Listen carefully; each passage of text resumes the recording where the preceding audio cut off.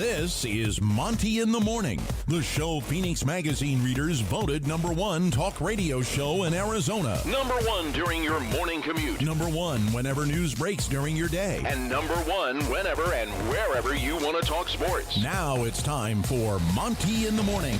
Well, hey there, friends. Hey, yo, man. Pretty average to see ya. It's Monty in the Morning, the Monty Show. Yeah. It is very early. Very. 6 a.m. Every day. Good old Monty Jake. Wide awake Okay. on a Tuesday. Big football issues in Utah to talk about. Does Kyle Whittingham need a wake-up call at Utah? Some pretty surprising comments from Whit. We'll hear from Coach Kyle coming up in a bit. Kalani Sitake, also some pretty surprising comments, including his thoughts on Jaron Hall. We have our first NFL coach fired. Violence on the field in Kansas City. Devontae Adams is probably looking at a suspension. Jake loves the baseball playoffs far more than the NBA playoffs, but he hates Draymond Green. Well, am I alone? Should Twitter be able to ban people? That Wow. feels like a tough situation. Yes, they should be able to ban people. And by the way, did anybody see good old Billy Shatner went to space and then Good old said it Billy. sucked? Billy, the Billster. Hey, just real quick, do you believe in like global warming? Do you believe Yes. the Earth is dying? Yeah, I believe we're killing the Earth, yes. William Shatner Repeatedly. yesterday said he went to space on the big blue penis ship of Jeff Bezos, and he said that it was a funeral. Yeah, that's not good, dude. That's probably not ideal. It was a vast space of darkness. Yeah, it was really odd listening to that. We'll talk about all that on the show today. But this show, as always, is presented by the Advocates, UtahAdvocates.com, the best injury attorneys in Utah and really in this entirety of the United States of America. America is the Advocates, UtahAdvocates.com. I've known Matt Driggs and the guys at the Advocates for over a decade. When you get in an accident, there was this huge accident on the 15 last night in Sandy. There were rollovers, and you know that people this morning had their lives changed by that accident. If that was you, if you've been in an accident, you don't know what to do, you're relying on your insurance company to protect you, no, friends. Make sure you get to UtahAdvocates.com. Chat with them for free online right now. You never pay a consultation fee. There are never big upfront retainers. In fact, you don't pay the advocates out of your pocket. You only pay them when they win your case. That's right. They're so confident in their ability to advocate for you that they don't send you a bill until they win your case. UtahAdvocates.com. All right, let's start with kind of a bigger, broader college football topic this morning because I think this is a big one. Kyle Whittingham, the head coach of the Utah Utes, had his weekly press conference yesterday, and it was kind of what you thought it would be coming off of a loss to UCLA, a disappointing performance out of his defense. Yeah, he talked about all that. He talked about Cam Rising. He talked about Devon Vele and getting the ball spread around more. Yeah. And he talked about the fact that you got to pay players if you want to win big-time college football. Jake, were you at all surprised that Kyle Whittingham talked about the need to pay players in today's college football? Yeah, I think I am a little surprised that he was so, direct about it. And I want to preface this before we get to this bite. It's important to understand the question that was asked of him because the question's not in the bite. So the question was, what do you think of what Lincoln Riley's doing? Because obviously Utah is playing SC this week. So the question was, hey, what do you think of what Lincoln is doing there? And Witt said, hey, he's doing a great job and everything like that. But then he goes on to say this.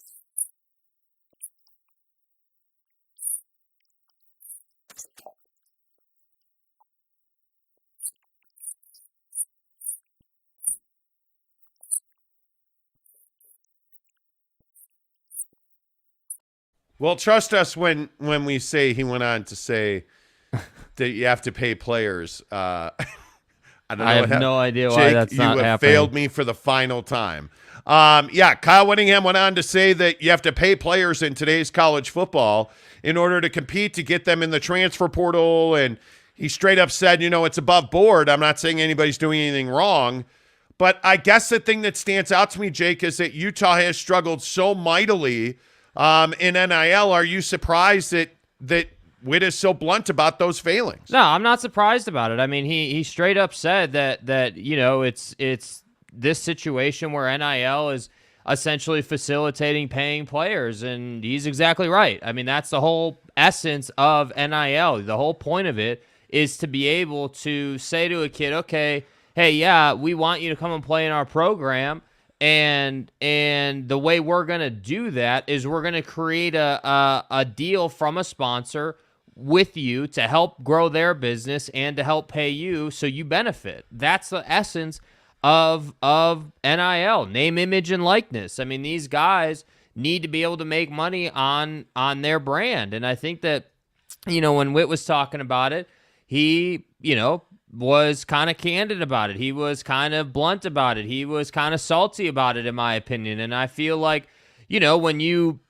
when you look at Utah and the lack of NIL, for me, it's surprising because you do have guys that are doing it. Like Cam Rising, obviously, is doing some NIL, but overall, Utah is not strong in the NIL department. Not nearly as strong as, obviously a BYU or some of these other schools in the pack who seemingly have a deal for everybody and their brother. So to me, it does very much feel like Utah's behind the curve with it, and that's why we kind of titled the show today that Utah needs a reality check, because it shouldn't be a situation where you have guys like Witt and Nick Saban or Jimbo Fisher talking about how hey, they're just paying guys, and that's every guy on their roster they're paying. It's like, well, what do you think? Like, they were already doing it. Yeah. Paying college football players goes back to Pete Carroll and SC. Like, this is not new. This is not somehow transformative. This is not some sort of rocket science level concept. We've been doing this for decades. Yeah, but I think the issue is that right now Utah's not competing. And I think when you look at their ability to get recruits, and you look at a game like USC and you see that there, you have the biggest, baddest dudes in college football coming to Sac Lake City this weekend. Mm-hmm. You're a 3.5-point favorite, but where are your NIL deals? Where are your players out doing interviews? It's just weird to me that a great institution like Utah just has never got going. And I think the question that has to be asked is, has college football, modern day college football, deliberately passed Kyle Whittingham by? And what I mean by that is, I think there's a lot of things that Kyle Whittingham doesn't like about college football. I think the money, I think the pay for play, I think the transfer portal, I think NIL. I think Kyle Whittingham, and he admitted this yesterday, he's not a big fan of that. And I think when you understand who Kyle Whittingham is, you understand he's one of the longest tenured coaches in all of college football. You understand the success he's had long before NIL got here. It's not surprising that Kyle Whittingham is frustrated with the state of college football. But I wonder, Jake, is it in the best interest of Utah to have Kyle Whittingham, and I don't know, is the right way to say it, not embracing NIL, not embracing the transfer portal? Because he specifically called out, and I guess called out might be the wrong word for it, but he specifically said, hey, USC is a prime example of how the transfer portal impacts programs because they brought a bunch of dudes in. Yeah, basically what he was saying is that, obviously they hire Lincoln Riley. When Lincoln was at Oklahoma, he has all this talent. He goes to SC, and all of a sudden all those guys transfer to SC. And it's like, hey, I get it. I understand that you're frustrated with it, but yeah, it's probably not in the best interest of the program to have a head coach who isn't exactly dialed into NIL. And again, I'm not trying to hate on Witt, but I do think obviously the game is evolving. The situation is evolving. I mean, you can't, like, college football is very much a sport unto its own. Like, it's different than college baseball or college hockey or even college basketball. Like, college football is a sport where you have to be on the cutting edge of it. You have to constantly be pushing that envelope forward. And so for me with Witt, I look at this conversation that admittedly he didn't even bring up. Again, remember the question that was asked, which was, hey, what do you think of Lincoln Riley and what he's been able to do? And Witt goes into this whole thing, this whole soliloquy essentially about how, hey, all these guys, the NIL has essentially facilitated Lincoln's success at SC. That's essentially what Witt's point was. And on one hand, he's not wrong. It has. And it's legal. And Lincoln Riley's not doing anything wrong. But on the other hand, I understand where Witt's coming from. Like, hey, you can basically just pay to get guys into your program now. And to me, this very much feels like anything else in life that is new that gets rolled out. There are loopholes in everything. There are ways to game the system. There are ways to get an advantage. And if you're not caught, it's not illegal. And NIL is not an illegal act. I just don't see that Kyle Whittingham is a guy that wants to play the game. Yeah. And listen, with all due respect, I think you have to if you are a Utah Ute fan, you have to start asking yourself if you can any longer compete with the USC. With all due respect, I think that's a real question because Lincoln Riley is going to win the conference championship probably 3 of the next 5 years. I mean, if he stays at USC and all things remain equal, he is going to, until they leave, I guess it would be 2 years. And then once they get to the Big Ten, they're going to be ready to win more conference championships right out of the gate. And so my guess is he's going to be in the college football playoff 3 in the next 5 years. Right. Both in the Big Ten and in the Pac-12. And I think when you look at teams like Kyle Whittingham in Utah, you either get on the train and you accept the fate and the current situation in college football, or the train passes you by. Absolutely. And my biggest concern is because Witt is old-fashioned and he is not somebody that likes to, adjust the way he does business, that Utah is going to get left behind when it comes to the transfer portal and NIL. And there's only one way to fix that. And I'm not ready to say that Kyle Whittingham shouldn't be the head coach at Utah because I think he should. But I think he has to find a way to mature and grow this program and his kids and to bring in all this new talent. And if you are going to be part of their maturity and their growth process, and if that is going to help you on the field win games, you've got to play the NIL transfer portal game. And I am here to tell you, as a show that has worked our asses off to get in touch with people at Utah on NIL deals, I mean, we have people that want to spend money at Utah football, and you simply can't get in touch with anybody. And I can tell you, we've reached out to Tavion Thomas. We've reached out, multiple guys.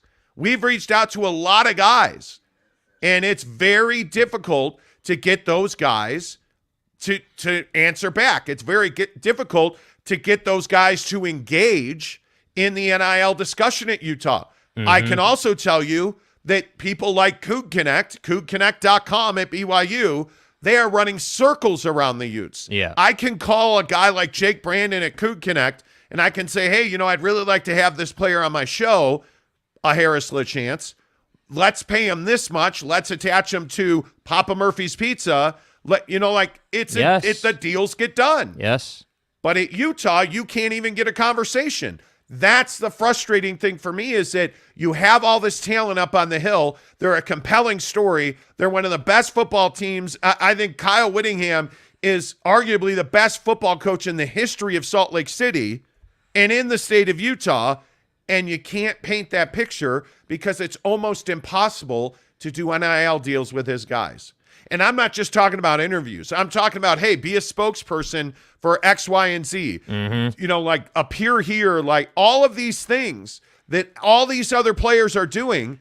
And the Utes are getting left behind on that. And it's really frustrating to me. Yeah, and I think that you see what BYU is able to do. You see what some of these other programs are able to do as far as just building the brand. It's not even necessarily about, getting Jimmy from Texas, who's some 5-star recruit. I mean, obviously that's a big part of it, but you look at the branding that goes into, I'll just use BYU as an example. Like the Built Bar thing is the perfect example of how, NIL works. And I think that, a lot of people criticize BYU for that deal. And I think that overall, it's just a situation where Utah has to get better. Like, we have this, so this is a little behind the scenes thing. We just tried to play this clip, right? And I just figured out why I can't play. And it's a perfect example of what happens in this town. We see it with Utah all the time. So Utah is notorious for having audio issues in their press conference. Yes. This is another thing of that. Basically, in English, there's only one channel of audio that they're recording Witt's press conference on, and there's another channel that is not live, which is why we can't play that sound. That's what I'm talking about. Whether it's the Jazz, Utah, or anybody not executing in marketing, NIL, branding, all of it. Like, we have this Kalani bite that we're going to play, and it sounds perfect, right? Because BYU is good at these little things. Yeah. That's what's frustrating. And I think that we've talked all about how Utah, is notorious under Witt for having these great defenses, and they're not a quarterback school. I wonder, hey, if you were better at NIL, maybe you would have had a replacement for Brant Keithy. Maybe we wouldn't have to be waiting on some of these other wide receivers. Maybe you would have a prolific wide receiver threat on the outside. That's absolutely right. Yeah. All right, let's get your thoughts in here on NIL, just on the surface level. I'd love your comments on, is NIL good for college football?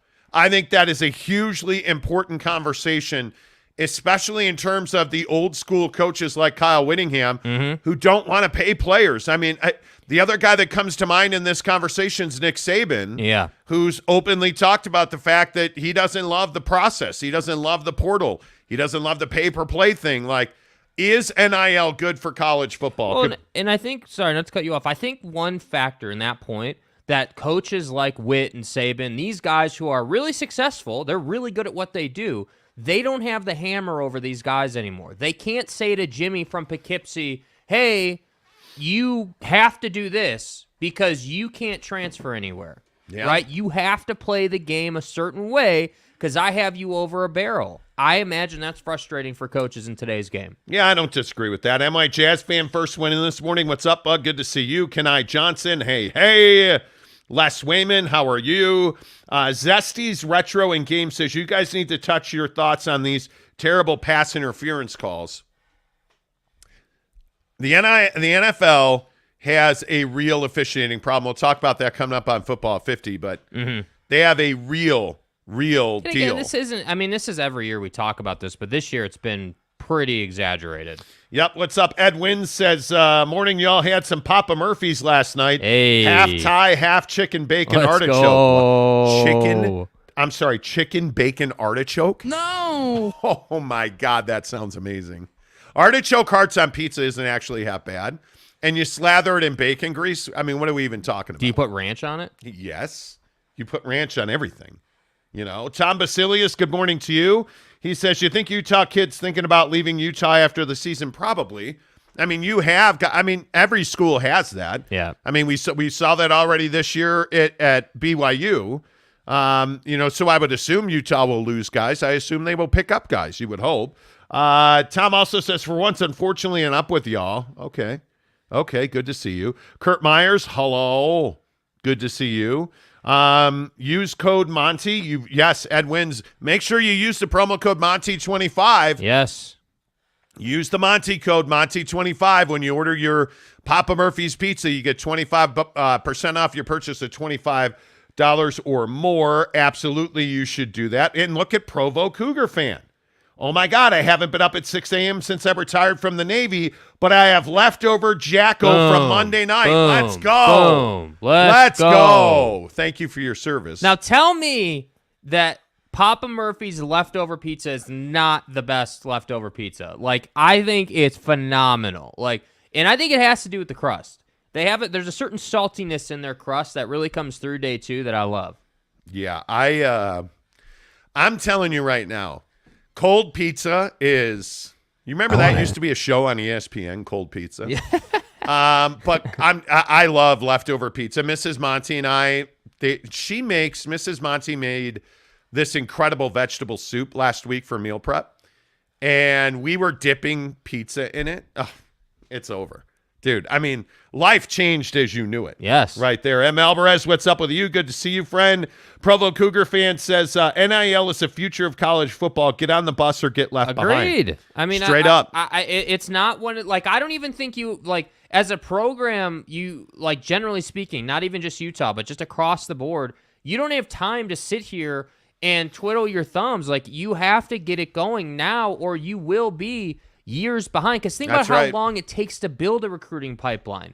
If you're not already on the forefront of NIL, you're already several years behind. You're behind. Yeah. Yeah, there's just no doubt about it. You got to get on board or you're going to get left behind. Yeah. I mean, it really is.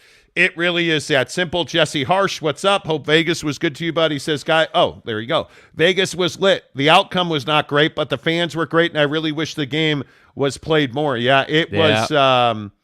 That was fun. Everybody looked like they had a great time. Marquez says, spot-on analysis of BYU and Utah football. Appreciate you. Edwin says, is Kyle going to the NFL anytime soon? No. Kyle Whittingham, when he's done coaching at Utah, will be done coaching, period, I think. Listen, I wish he would embrace NIL and the transfer portal more because this offense has held Utah football back. I mean, for the 10 years I've covered the Utes, the offense has always been the issue. Right. I mean, dynamic, outside talent, quarterbacks. I mean, Cam's a good quarterback, don't get me wrong. But you've struggled. I mean, all the way back to Travis Wilson. Think back to, I mean, you go back a pretty good way at Utah football. You've really struggled to have a dynamic throwing quarterback with really good depth at wide receiver and really good depth at running back. Mm-hmm. All at the same time. You've had good running backs. You've had good wide receivers. You haven't had a quarterback. You have a quarterback now, but you don't have great wide receiver depth. Yeah. You've got these issues with Tavion Thomas. Witt said yesterday Tavion Thomas is back to being number one without a doubt. You just have all these issues, and it seems like you've never been a cohesive singular unit on offense. Yeah. And I think now you have an offensive line that, they're not perfect, but the offensive line at Utah is playing pretty well. Yeah. I just wish Witt would get on the bus and use the transfer portal the way guys like Lincoln Riley do. And I think we can play the audio bite here if you want to play it. Kyle, well, sure, roll it.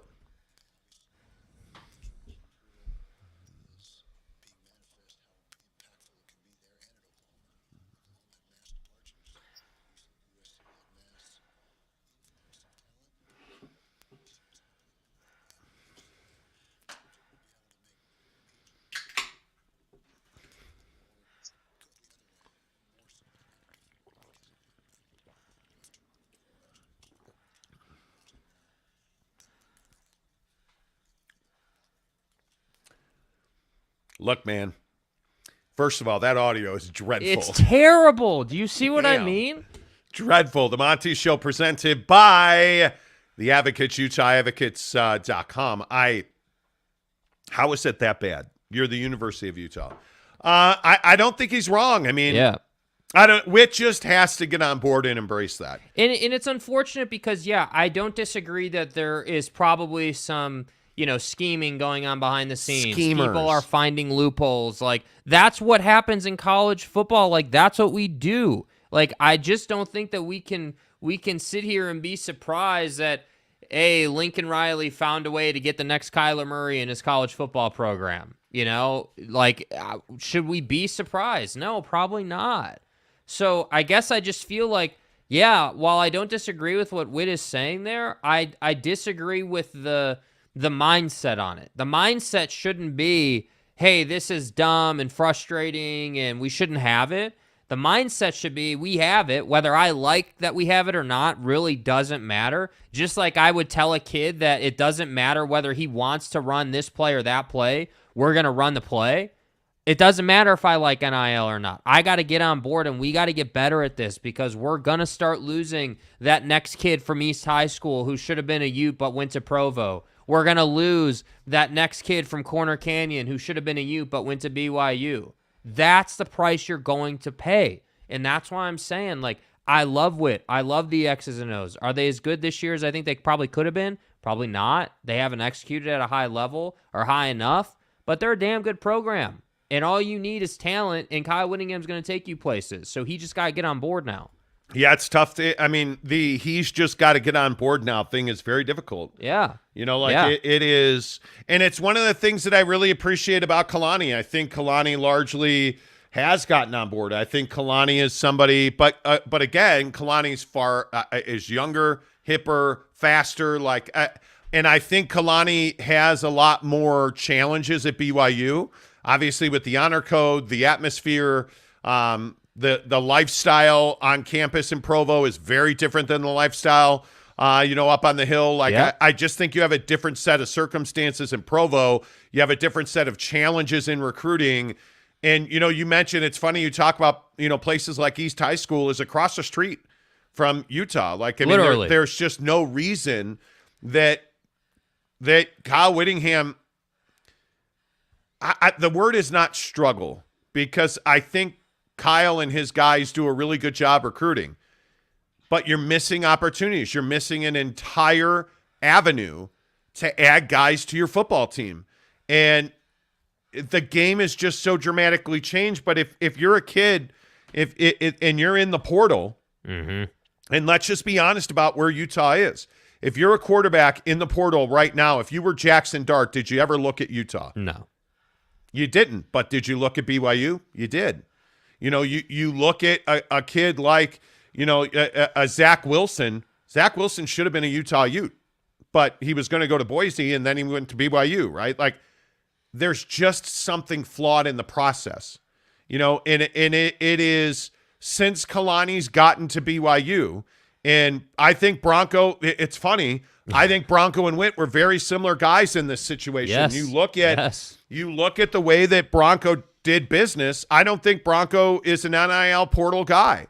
And we'll see. I think Bronco's going to coach again. Very clearly he's going to coach again. But I just think this story right now is a huge story if you're a Ute fan. And the biggest stories in sports, as always, presented by Quick Quack Car Wash right here on the Monty Show. Make sure you get your car to a Quick Quack Car Wash. They're all over the state, certainly all over the valley. Those are great local car wash owners. Go and support local businesses, friends, and that includes Quick Quack Car Wash. It's fun. Put the kids in the car. Go get the car wash. There's nothing better than opening the sunroof.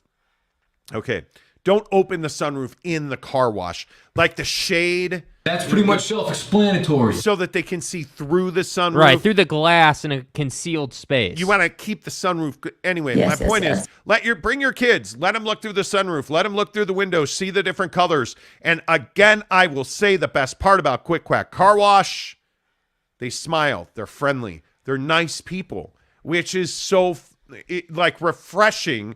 The level of service you get from Quick Quack Car Wash is phenomenal. So go get your membership today. Tell them you heard about it on the Monty Show. And then send me pictures. I love that you guys are commenting. Yesterday, people tweeting a picture of a pizza at us. Yes. Tweet us pictures of your Quick Quack experience. We'd love to see it. Absolutely. Tweet us. The Go Monty through Show. the drive-through. Go through the tunnel and take a picture of the colors. That's all you got to do. Yep. MONTY, the Monty Show on Twitter is where you find us. I think this Kyle Whittingham story is a big story. I think this is the biggest story in sports this morning, that the head coach at a Pac-12 school straight up said yesterday that he doesn't necessarily embrace NIL in the transfer portal.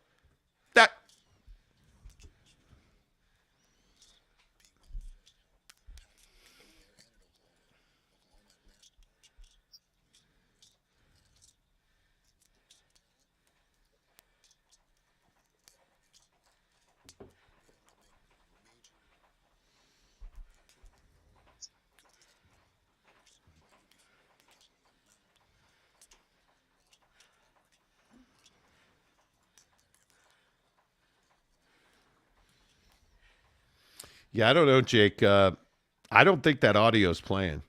Is it not? It's not playing. I'm telling you, it's garbage. I'm telling you, it's absolutely garbage. This is crazy. Like, look at everybody saying there's no wit sound. So I kid you not, and I know we talk about this on this show all the time. Like, and I'm going to play this Kalani bite right now because I want you to understand. Yeah. Just so you understand what I'm saying.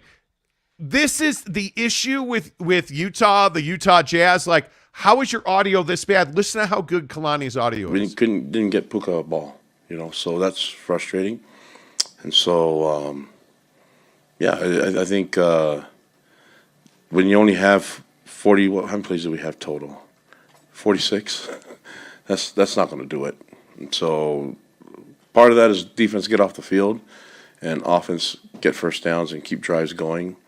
And just get more efficient football from our team. I think what Notre Dame did was right. Own the clock, be balanced, run the ball, throw the ball, and that's what we should be doing. Wow. By the way, how pissed is that guy? Dude. But look how clean the audio is. You works. can actually hear it. Like, it's so frustrating. I just don't understand it, that man. you cannot. Can I? I'm sorry. Can I say so? I'm listening to you guys on my Bluetooth, and I thought something went wrong with my speaker. No. Hello. Hello, Utah. Hello, is this thing on? Hello, are the Utes here, please? My point is, we got to talk about that sound here in 2 minutes. But yeah. My point is, I think BYU is running circles around Utah, and it's impacting them in recruiting. When you have Kyle Whittingham saying he doesn't, Whit yesterday said, we don't embrace the transfer portal. That's right, T. That's not something he likes. It's not something like he doesn't believe in paying players. He was asked, how do you get players? You pay them. You pay them that. And he said, and it's not like anybody's doing anything wrong. It's all above board.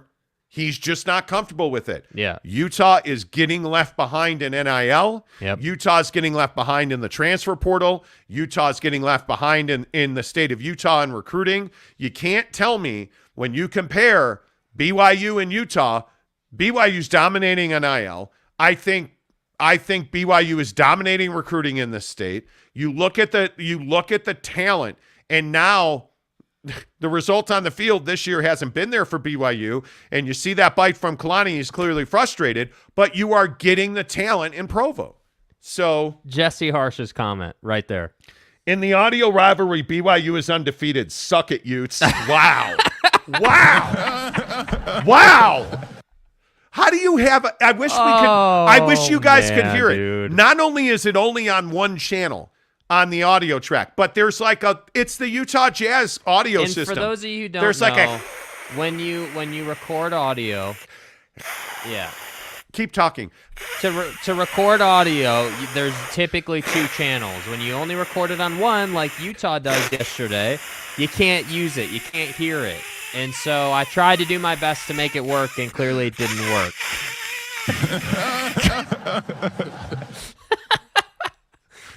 I need to work on my cardio levels so I can imitate the hiss on people's audio streams for longer amounts of time. I don't get it. Anyway, all right, your thoughts. Tanner says I've always wondered why when Lisa Wilson's friend gives one-word answers, she says it 3 times. If she was offered drugs, would she say maybe, maybe, maybe? No. No, she wouldn't. I don't think so. By the way, please, somebody has got to peer pressure Lisa Wilson into coming on this show because she is not answering my messages anymore. No. That's her answer. She's like, no. Well, you need to message Lisa Wilson. Like, everybody, get on Instagram and message Lisa Wilson and make her come on this show. Make her, tell her, we want you, baby. Whoa. Like, what? Anyway, her name, what is her name? Her name is Life According the number 2, Lisa. Get after it, man. She's got to come on the show. Yeah, follow Zachy Poo's lead, Oh, that's not what you meant. We won't call him Zachy. That's not what you meant. Okay, my bad. She is a cougar, though. That's right, T. I still think that growl she does, that's Lisa Wilson doing it, not Zach's mom, or not Not Travis, Zach's mom. There's too many Wilsons in this state. Provo Cougar fan says, look how important NIL has been to the walk-on players. Yeah, you're paying tuition. And what did BYU do? They turned it into a marketing piece. So now everybody and their mom knows that all walk-ons are covered because of some bar company that makes protein bars. You know. Come on. Greasy Hand Sean Butterfield just says, ha, ha, ha, ha, ha, ha, ha, ha, ha, ha. You know. Yeah, man. It's fine. Kurt Myers says, rumors are that Texas is having second thoughts about joining the SEC and may stay put in the Big 12. I don't know that that's true. I doubt that. Yeah, I don't know that that's true. I don't. Caleb Alamore says, how about that Big 12 championship race is the second best conference top to bottom? You know, it's interesting. A lot of people have asked me about that as well. Like, hey, where's the Big 12? They're better and you're not giving them any credit. Well, I mean, obviously with what Leipold and Kansas are doing, they lost this weekend, obviously. But the Big 12 is a better football conference this year than it's been in many years. And it's because the bottom half of the conference has come up. They're getting off to a good start this year. That's what I would say. I think that, and I'm not even interested in discrediting what they've done. They've had a great start. I mean, there's just no way around that. And I think, yeah, they're playing great football. But I also think that you have to look at a number of things, whether it's scheduling, whether it's, how they would fare against the, top tier Big Ten talent, because I have news for you. Even if the Big Ten is top heavy, which obviously it is, even with that being the case, I still would take, a great Penn State team most years over, Kansas.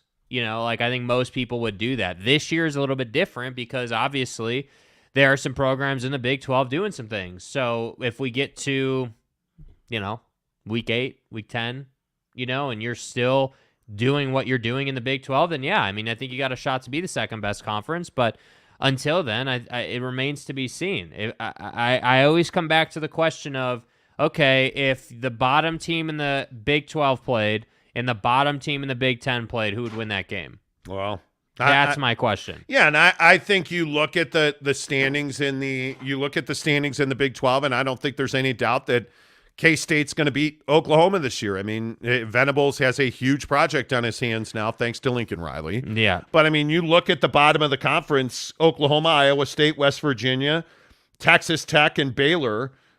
Those 5 teams have not historically been at the bottom of the Big 12 when it comes to football. And then I think you look at Kansas, Kansas and Texas are 2-1. TCU, Okie State, and Kansas State are undefeated. And I still maintain that Oklahoma State's the best team in that conference. Of course, I could be wrong. But I think, at the end of the day, it is because a conference is flipped right now. Yeah. I don't think anybody saw Kansas and K-State doing what they're doing. With all due respect. How long have we all been waiting on TCU to come back? Yeah. It'll be interesting to see how this plays out. And then you bring in those teams next year, man, including Brigham. And we'll see exactly what happens. The answer is I don't know. But I want to play this Kalani Sitake bite again because I think we have got to get to BYU here because, this Jaron Hall situation where he's now dealing with this injury that has required him in his shoulder, that's required him to take multiple shots. And it's the same old song and dance at BYU. And one of the questions I would ask you about BYU is at what point do you make changes to your strength and conditioning staff? Because the injuries this is not typical. Well, for BYU, it is. All I have to say that's is the here problem. we go. Yeah. Here we go. Every year we're dealing with this. Yeah, and you listen to Kalani. This is not a coach that's happy about what's going on with his team. We didn't get Puka a ball, so that's frustrating. And so, I think when you only have 40, how many plays do we have total? 46. That's not going to do it. And so part of that is defense get off the field and offense get first downs and keep drives going, and just get more efficient football from our team. I think what Notre Dame did was right. Own the clock, be balanced, run the ball, throw the ball, and that's what we should be doing. Yeah, that bottle slam at the end, Jake, when he loaded that video in this morning, it's like, hey, you got to see Kalani Sitake's going to slam this bottle down a little bit. Like, that's a very telling. You don't see him thing. do that very much. And No. I know it's not some huge throw it across the room thing, but you don't see Kalani do that. Yeah, and I think you got to start looking at A-Rod a little bit in this offense. The running game, I can almost understand. I don't feel like right now that you have a number one running back. I feel like you have a bunch of ors, like looking at the depth chart for the Arkansas game. I feel like you have a bunch of ands.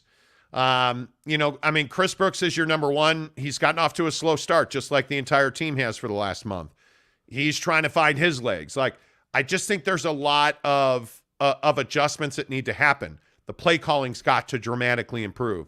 You listen to the first thing that Kalani said there, didn't get Puka the ball.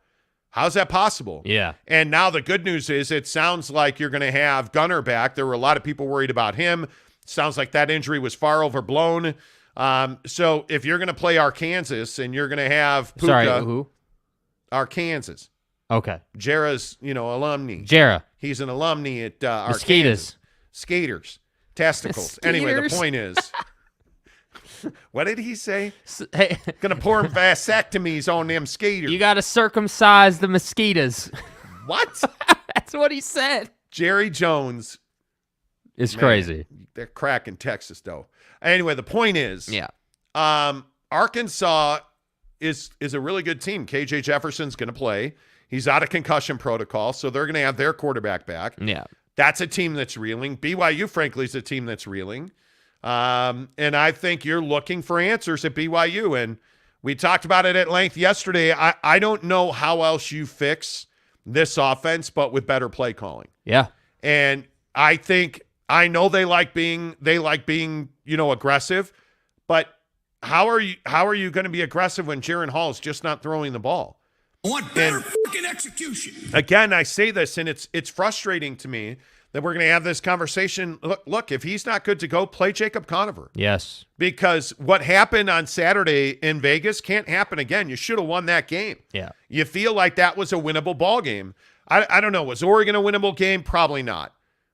BYU was versus Notre Dame was a winnable game. You had that game in your hands, and you start to wonder now, did Jaron prevent them from winning that game? The early turnover certainly didn't help. That wasn't on A-Rod. I was thinking about what you said yesterday. But that decision. But wasn't it, though? Wasn't it, though? If you're going to come out with a quarterback that's got a shoulder issue that you knew about, and you're going to call a deep shot right out of the gate? You think that's why that ball was like that? Yeah, because he's hurt? He's a wonderful thrower of the football. Yeah. When he's healthy. Clearly there's an issue. Listen, Jaron has shown us that when he's healthy and he stands in the pocket, he can deliver the football. He's not the guy that has to run to be effective anymore. Yeah. The work he did with John Beck over the summer very clearly made a difference. Yeah. But you can't call a deep shot right out of the gate with a guy that's got a bum shoulder. Yeah, and I also think, philosophically speaking, when you head into these big games, you got to get Jaron in his groove first and the offense into a flow. Well, I think. But how do you do that? Well, you throw 5-6 yard under routes. Get some completions under your belt first. And I also think that, yes, the offense needs development. Yes, they do. But what sense does any of this offense stuff make as we talk BYU football on the Monty Show, presented by Barbecue Pit Stop, bbqpitstop.com. Make sure you find any of their 5 Utah locations, from St. George to Logan, Lehigh, Layton, and, of course, our good friends in Salt Lake City at the Murray store. That's why I bought my Traeger Ironwood 885 at the Barbecue Pit Stop in Murray. They're fabulous to do business with. Get online, chat with them today, bbqpitstop.com.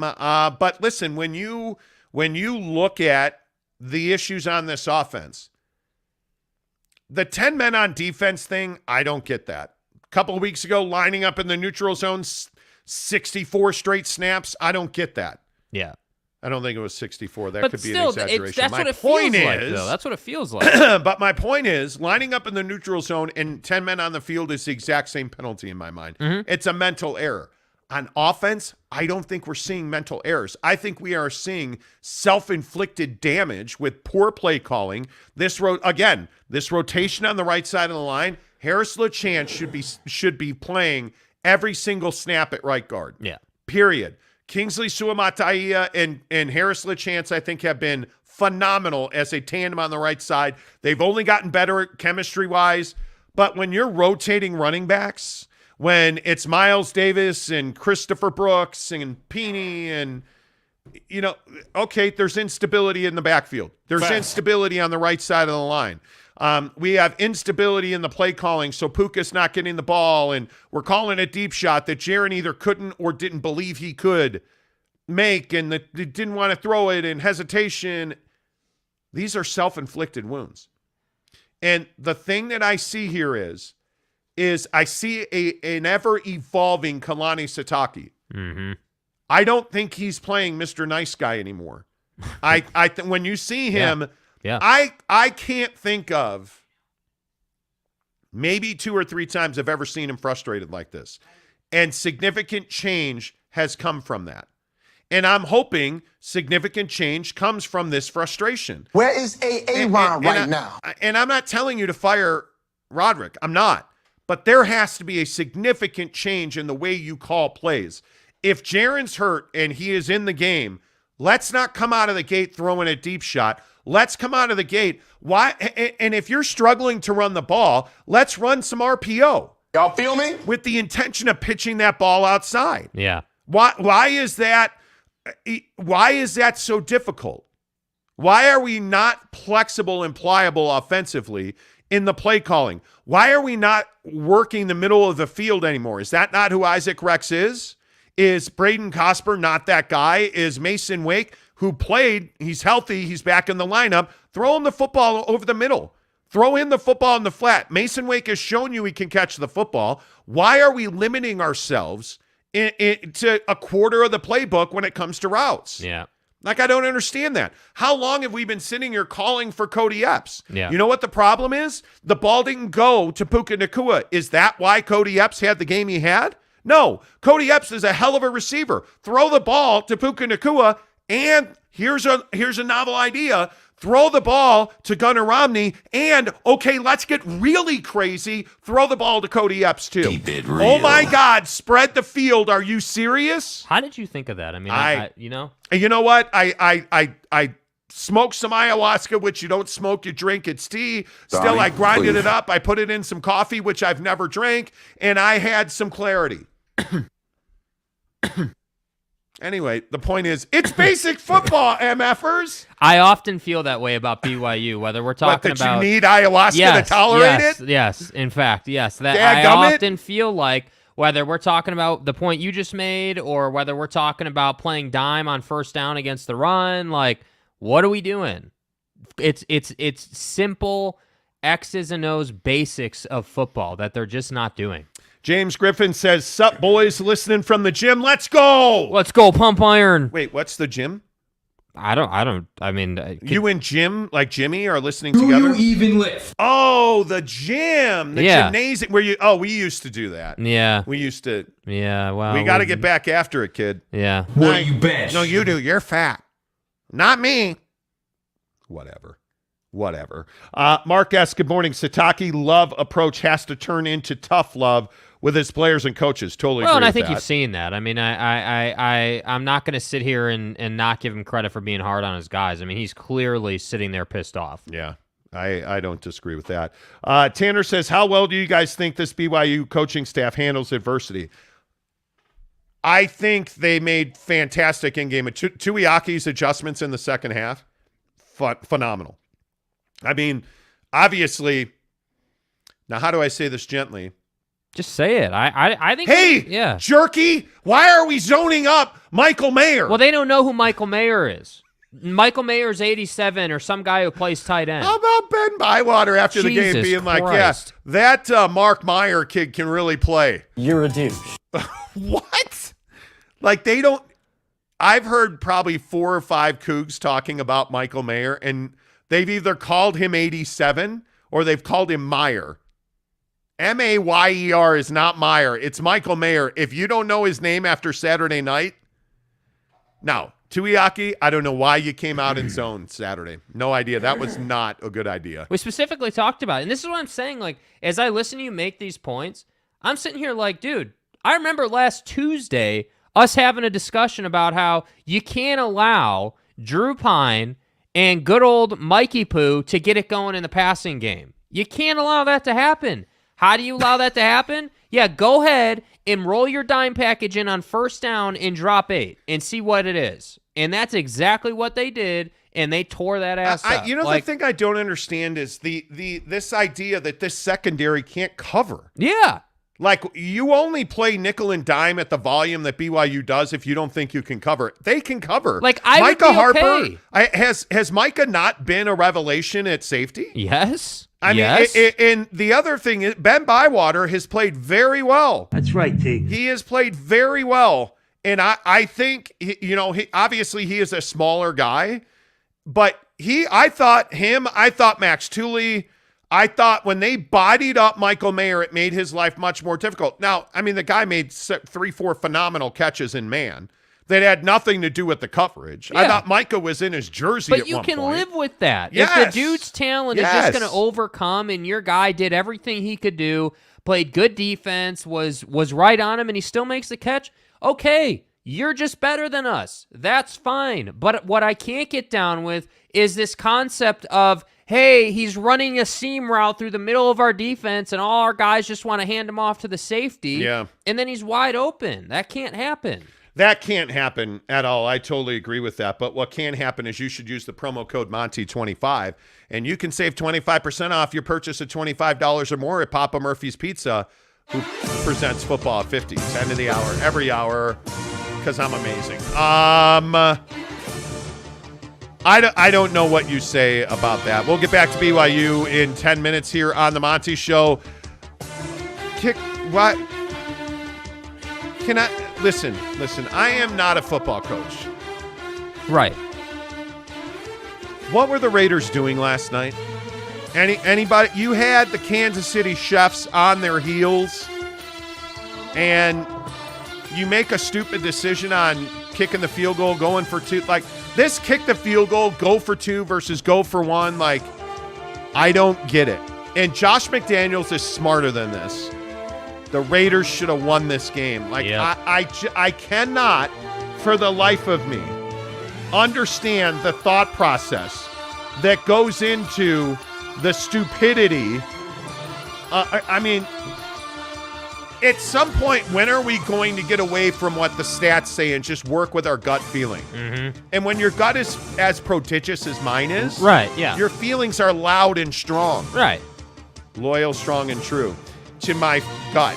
The point is, you guys, the Raiders should have won that game. Is Josh McDaniels doing a good job as a head coach of the Raiders? I mean, I don't know that he's doing a good job. I think he's doing an okay job. I think the problem is you've got, Derek Carr and Devontae Adams. So when you have those two guys, the expectation is, hey, you're going to be able to make some noise because Raj made plenty of noise with Devontae on his team. And I think people are saying, all right, yeah, that's Aaron Rodgers, but Derek Carr's no slouch. He can make this work.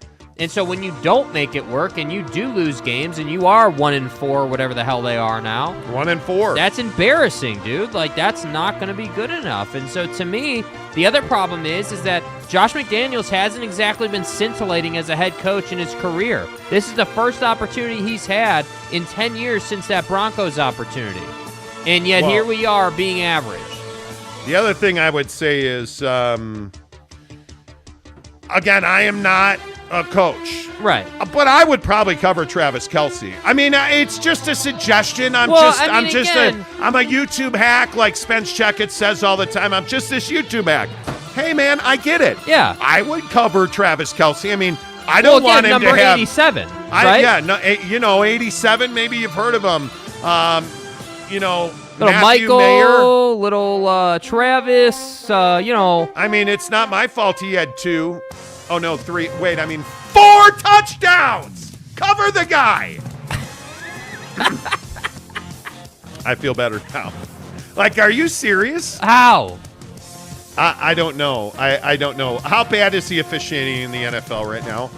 I think the officiating's a huge problem. I mean, the same call was a roughing the passer in Tampa on Tommy. Tommy. And Patrick Mahomes last night, not a roughing the passer, nor should it have been. But you look at some of the PIs that somebody brought up, you look at the roughing the passers. I just don't know how you get this right because it's an impossible game to officiate. It is absolutely impossible. I think NFL referees are trying to do their best to protect the quarterbacks. And there's no right way or wrong way to do that. I thought Steve Young said it perfectly on ESPN last night. I wish I was playing quarterback now instead of then. Hell yeah, you do. Because Steve Young would probably have never had the concussion issues he's got now. And I think he'd be the greatest quarterback since sliced Joe Montana. Yeah, dude. I mean, it's amazing to me. Yep. But I don't know, Jake. The sad thing is in the NFL, I don't think there's a way to fix the officiating. No, I don't. And I think what people forget, and this is like umpires in baseball or officiating in any league, like the human element is what makes the game the game. Like the human element of blowing a call is what makes the game dynamic. And to me, yeah, Tom definitely got a call. There's no question about that. At the same time, other guys don't get calls. That is an age-old thing in sports. So to me, yeah, is the officiating crap? Yeah, it is. But does it make the game the game? Yeah, it does. Yeah, I don't know. I think it is what it is. Best team in the NFL right now. Come on, Jake. Oh, Josh Allen, he's hung like a steer. I mean, he is. Oh, he is, and I've seen it up close and personal. I mean, I don't know, man. I mean, who don't know? Who do you like? Yeah, I still think the Bills are really good. Like, who are you saying is the best team? I think the Dallas Cowboys. They're the best team. Are they not the best team in the NFL? Why don't you roll out a Washington Commanders take? They've won. Bro, don't, because you think I won't. You think I won't. Yeah, the Washington Commanders are the best team. Did anybody see Riverboat Ron's answer when he was asked, hey Ron, hey bud, hey guys, just a question, real quick. Tanner Plummer, the Monty Show executive producer, Tanner Plummer with a question. Why are you guys better offensively? He did not even hesitate. He's like, the quarterback. You got a better quarterback. Idiots. Like, how about Riverboat Ron, like, calling out his crappy quarterbacks over the last couple of years? Anyway, best team in the NFL, Bills Mafia, jumping through tables, pricks. Don't forget about Zachy Poo and the Jets, though. Now, listen. I thought you said the Jets. Jets, Jets. I believe that was a YMCA, but anyway, wow. The point is, okay, that team's getting better. The Jets are improving. The Buffalo Bills are the best team in the NFL. If Lamar Jackson could actually stand in the pocket and throw a football, I would probably be saying that the Ravens are 4-1. But I think he cost him a game this weekend. But if you look up and down the standings, I think there's only a couple teams that you can talk about. And is Tanner Plummer here? Oh, yeah, he's here. Then I'm not going to say the Eagles because you're not. Screw the Eagles. Screw the Eagles. Jalen Hurts. Jalen Hurts, he can get off the field. Yeah, he hurts my butt. What? I don't know. Buffalo's the best team, but I think Buffalo, Kansas City, I vacillate back and forth about the Minnesota Vikings. I've matriculated down the inconfident structure of best team in the NFL. The Minnesota Vikings have to be there. The Eagles have to be there. The Chicago Bears are not there. So it's the Bills. Let me ask you this, though. Are the Sam Frogs Disco 49ers there? Yes. No, they're not. They're 3-2, and at some point, Jimmy's going to throw a terrible interception, and their season will end. Well, that may be in the Super Bowl, though, which makes them one of the better teams. Yeah, I want to say that it's the LA Rams. It's not. Yeah, you want to talk about a guy in Stafford that's struggling a little bit lately. I want to say it's the Green Bay Packers. It's not. Guy, how did they lose to the Giants? You can't even – the Packers don't exist on this show. Come on. Joe Parker would like to know when the NBA starts. It starts when we say it starts. By the way – you want NBA talk? We got NBA talk for you. By the way, I'd like you to know something very special. Hey, did you know that the Jazz G League affiliate is moving places? Stop the music. Let's stop the music. All right, we're transitioning here. But no, seriously, did you hear yesterday the Salt Lake Stars? The Shooting Stars? Yeah. Okay.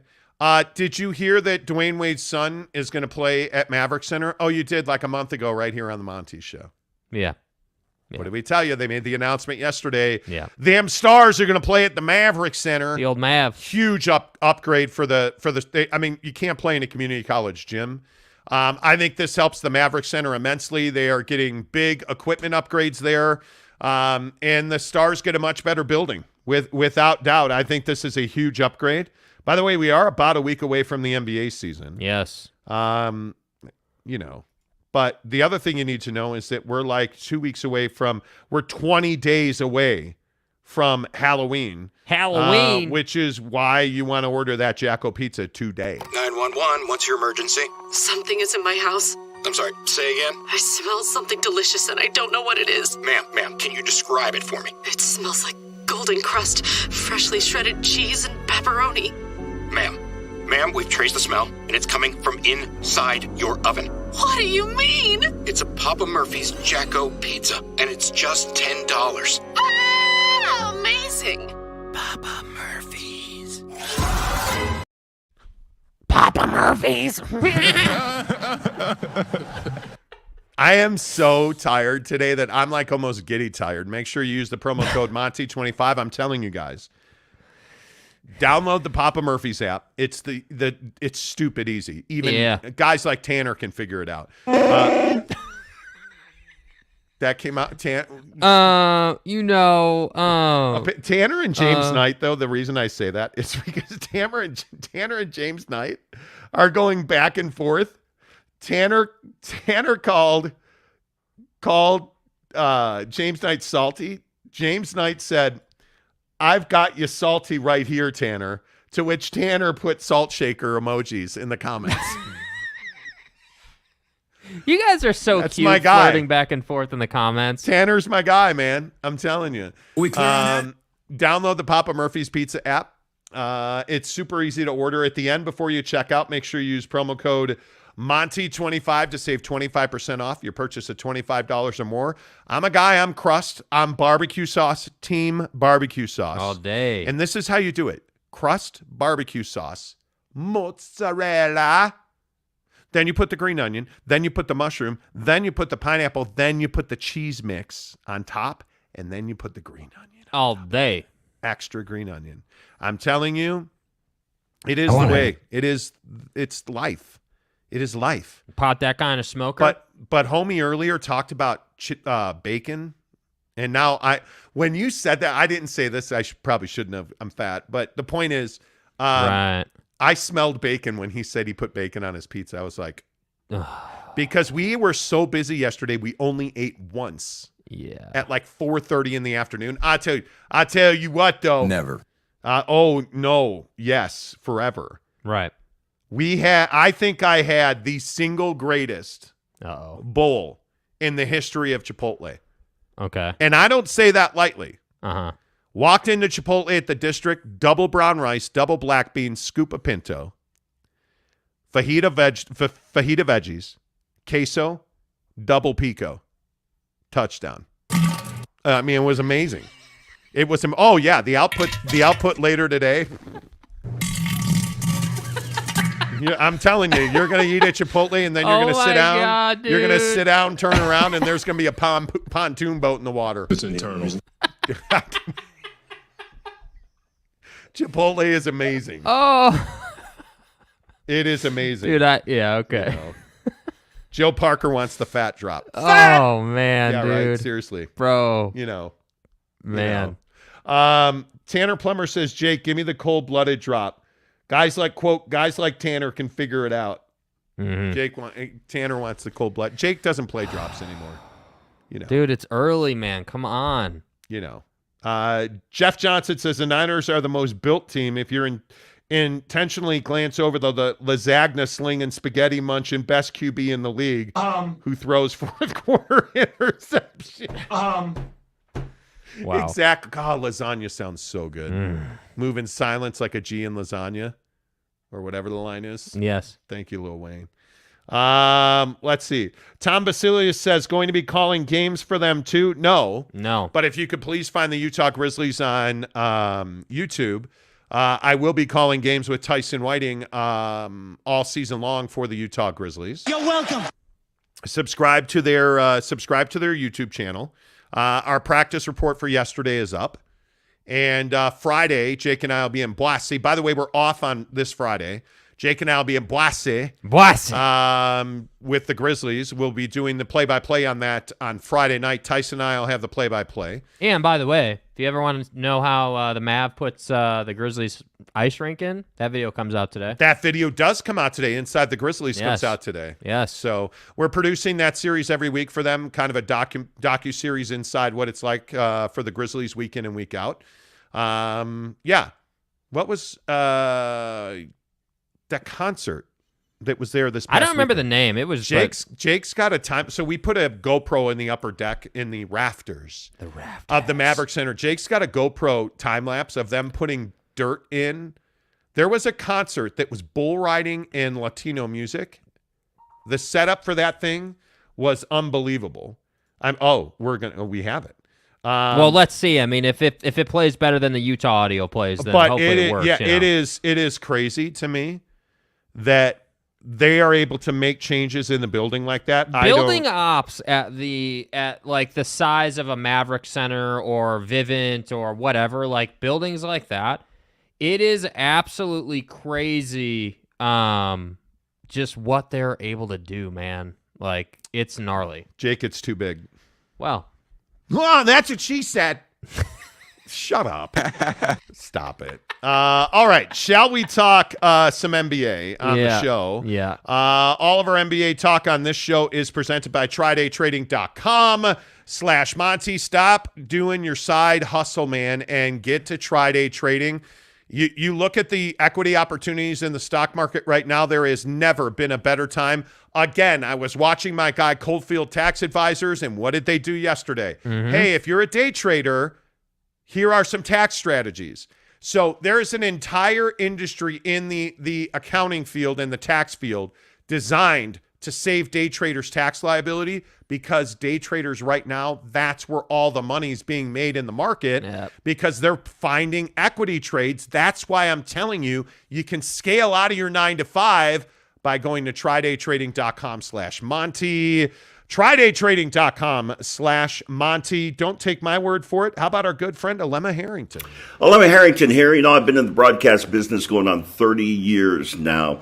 And after that amount of time, you start to be able to pick some winners. I want to share a winner that I'm aware of with you, and that is my guys at Try-Day Trading. They're going to teach you how to trade, and then they're going to let you trade using their money and then split the profits with you. That's a pretty winning deal. If you want to register for a free webinar, all you have to do is go to TryDayTrading.com/Monty. So for more information, it's TryDayTrading.com/Monty. We'll see you there. Alema Harrington, don't lie. I'm telling you, you don't want to take my word, take Alema's word, take all the word of the people who today are going to make thousands of dollars day trading because they took the leap and they watched the free webinar at TryDayTrading.com/Monty. It's free. You register, you watch the webinar, and then you make a decision. You want to get involved? You want to stop working that 9-to-5? You want to stop worrying about making your mortgage every month? Go to TryDayTrading.com/Monty. So, little bit of a NBA story on the Jazz before we get to this Draymond thing. Mm-hmm. What is the value for the Lakers and the Jazz in a trade? Like, is that a trade you're trying to make? Because I was told last night that the Lakers were open to a Westbrook trade with the Jazz, but that deal ultimately fell apart over the quality of pick swaps. Mm-hmm. And this is what we talked about with Victor Wembanyama and Scoot Henderson and this upcoming draft. The Jazz have an enormity of draft capital built up right now. But I'm telling you, they are not in a position today to win that number one pick in the draft. And I don't think they're likely not in a position to trade up for that, because in this next CBA negotiation, the age limit's going to change. And guys are not going to have to stay in college that extra year. And if you look at the picks that they own, the teams of those picks that they own are getting significantly better. And the question now becomes, how much real value are in all those draft picks that the Jazz have?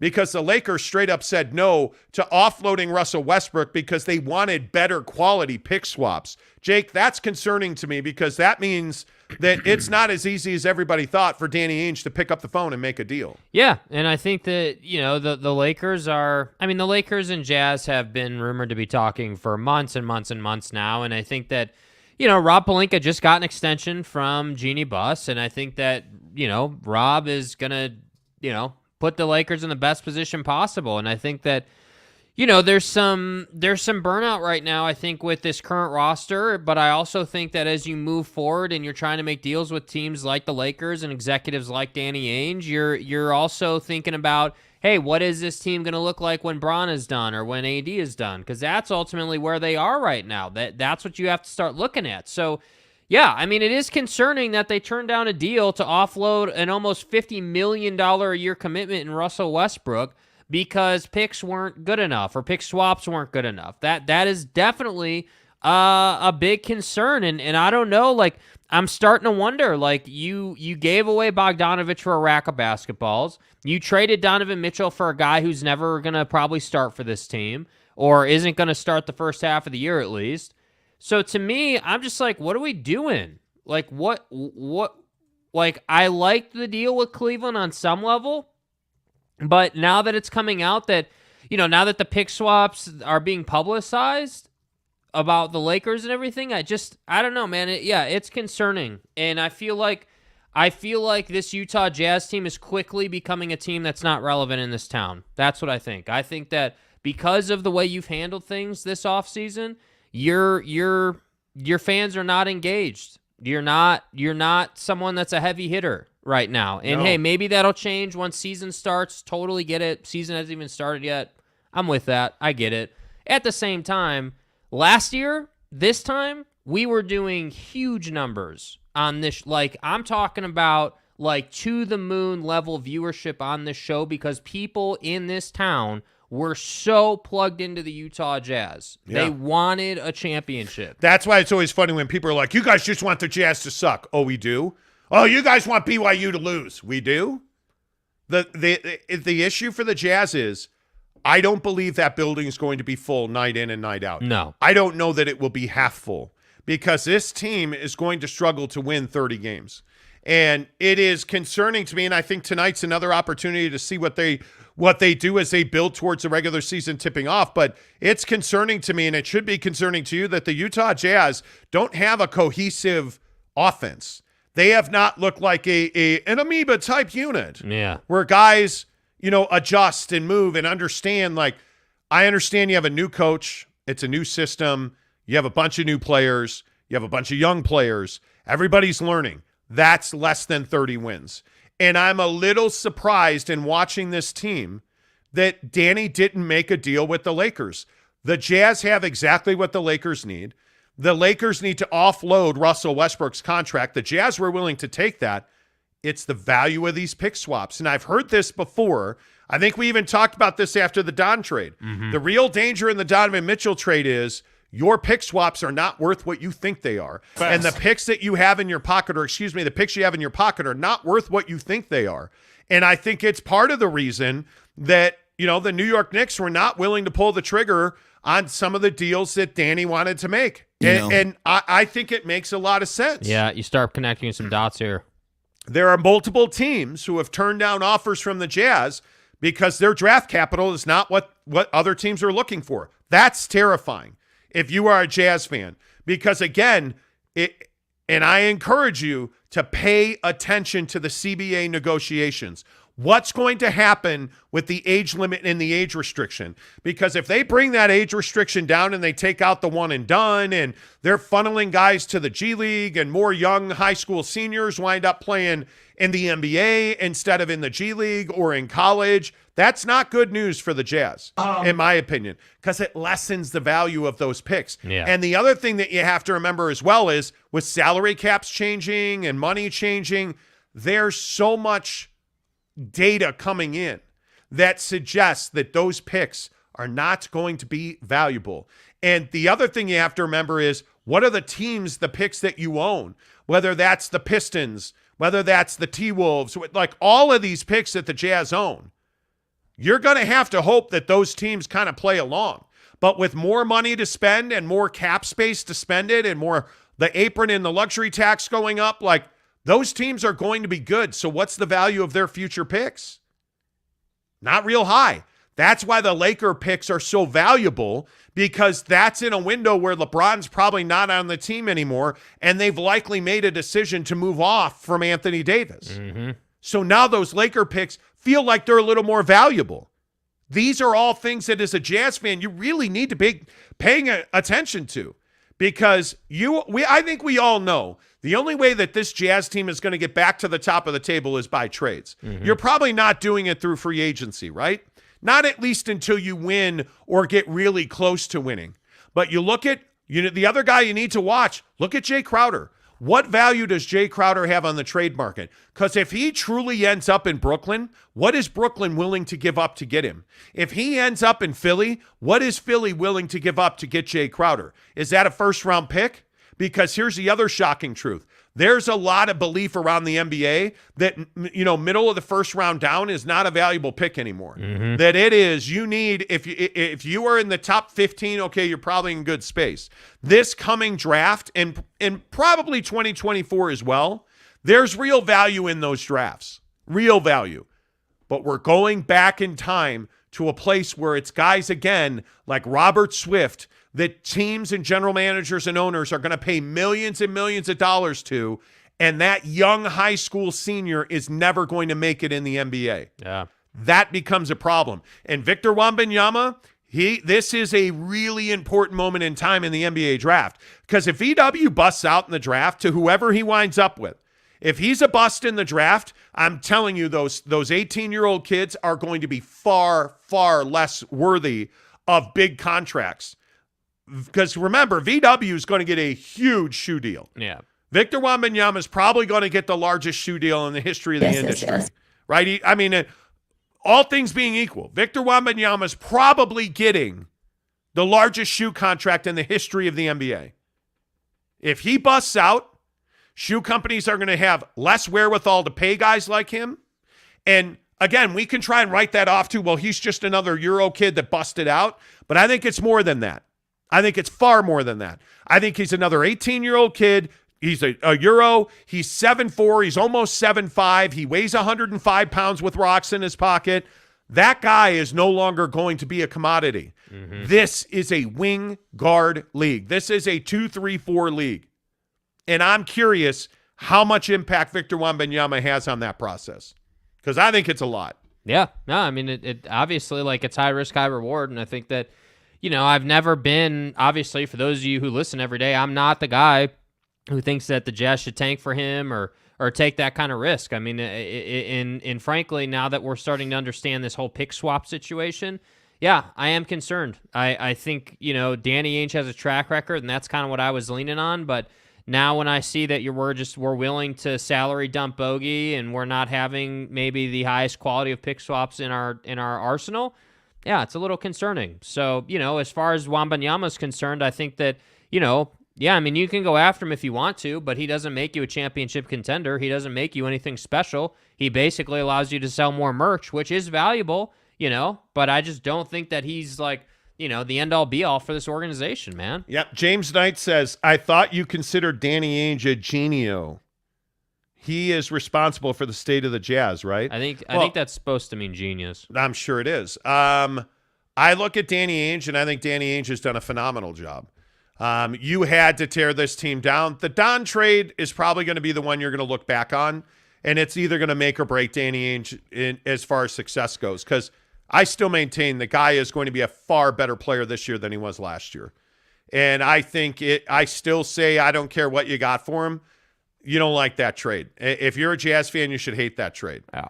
I understand why they did it. I do. But, the Rudy Gobert trade, no-brainer. Royce O'Neal for a first-round pick, no-brainer. The one trade that stands out to you is this Bojan Bogdanović deal. And, again, you just cut the guy that you traded for. Now, granted, the Pistons sent you his salary, so that was a dump. I think we all knew that. But you gave Bojan Bogdanović away for Kelly Olynyk and $1.2 million. Yeah. That is head scratching to me because I think he had far more value than that. Alex Chacon, should we make a bet that Colin Sexton starts first game of the regular season? I really don't see any way he doesn't start. I would think, I know I just said, hey, he's not going to start, but they're giving no indications that he's going to start. Yeah, and I don't, he should start. I'm with you, Alex. I want the guy to start. He should start. It makes perfect sense to me. If that was the case, though, why wouldn't he be starting now? Why wouldn't you just throw him into the fire? Just get it going. Yeah, it'll be interesting. This is why Mike Conley being here is a real problem. This is a real problem for the Utah Jazz. As we talk Jazz basketball presented by TryDayTrading.com. You should try day trading. Get their free webinar. Don't take my word for it. Get to TryDayTrading.com/Monty. I don't know, man. It is a real conundrum for me that this is a question mark. Why Mike Conley is still on this roster. There are two moves that I think you're going to really question. The Bojan Bogdanović trade and why Mike Conley's still on the roster. And, hey, maybe Mike's not here when the season starts. That would make a lot more sense to me because I just don't see him as a fit. With the way that this roster's built, and I don't know what you think, the way the roster's built, I don't see Mike Conley as a fit here. Yeah, I just don't know what you're waiting for. What is the, you're trying, again, you're trying to sell us a package that Mike Conley's here because him and the wife and the kids want to stay in Salt Lake, and he brings leadership, and he's this great guy in the locker room. That's all fine and dandy. That's all true. It's all great, awesome. But ultimately, he's not going to be a long-term solution here. Colin Sexton, while I'm sure it's valuable for Mike Conley to be mentoring him, at the same time, Colin Sexton needs minutes. Colin Sexton needs to be put in a position where he needs to produce or this team loses games. That's just what it is. Yeah, I agree. Alex Chacon says Houston owns most of Brooklyn's first-round picks. I don't think they'll give up one up super easily. No. Houston, I don't know how long it takes. Yeah. Two more years, Houston's going to be a problem. Yeah. If they keep all those guys together, they're going to be – Jalen Green can play. There is no doubt about that. I look at Detroit. Cade Cunningham's a stud. Yes. I also think Paolo Banchero is a guy that I have loved watching in the preseason. Mm-hmm. He has star written all over him. He's got a nice game for sure. Those are two of those three teams, Orlando and Houston, are going to be a force. But Banchero's a great example. Banchero to me was a no-brainer. Perfect NBA body. He's got good size within the weight that's on his frame, which I think absolutely matters. This has been my problem with VW the whole time. I think the guy is way too big for how slight he is. You are way too tall. The force being put on your joints and your ligaments is asking for an injury. It just is. So to me, I'm much more the guy that wants to go and get a Banchero-type body with his game and his skill set than I would be to get VW. Yeah, I think it's really interesting that you have a situation. And again, here we are talking Jazz, presented by TryDayTrading.com. I think here we are talking Jazz. And we find ourselves wondering, well, is there a plan? Because I have to think there's a plan. I just can't believe you're bringing this roster to the regular season. Mm-hmm. I can't believe that. And I know, again, I'm on board with not trading Jordan Clarkson. I think we've talked about that ad nauseum. It just makes very little sense to me that Rudy Gay, that Mike Conley, that it makes very little. Kelly Olynyk makes very little sense to me. Yeah, if you're gonna play the young guys, play the young guys. You're hosting the All-Star game this year. Tell me that there's a better All-Star option than Colin Sexton. Because I don't know who that would be. He's a guy that's capable of 20, 23 points a night, 5, 6, 7 dimes. You don't forget who this cat was before he hurt his knee. Yes. That dude can play. And he's a willing defender. He is. And that's why I'm saying, I understand it. You're not trying to win 100 games with this roster. I get it. Yeah. But you can't tell me you're hoping to win 30. No. And the dynamics aren't correct for Mike Conley to be here. That's my other thing. It just doesn't make a lot of sense to me why you'd keep him. I'm just not with it. I'm a big believer that if you're going to rebuild, just go all in on it. Just full send it. I would agree with that. And again, I will just point to the soon-to-be champions of the National Basketball Association, the Brooklyn Nets. Mm-hmm. And they knew what they had, and they all – look at what Kyrie said the other day. We know that we can win a championship. Is that a real question? We came back together to win a championship. Know who you are. Know where you are.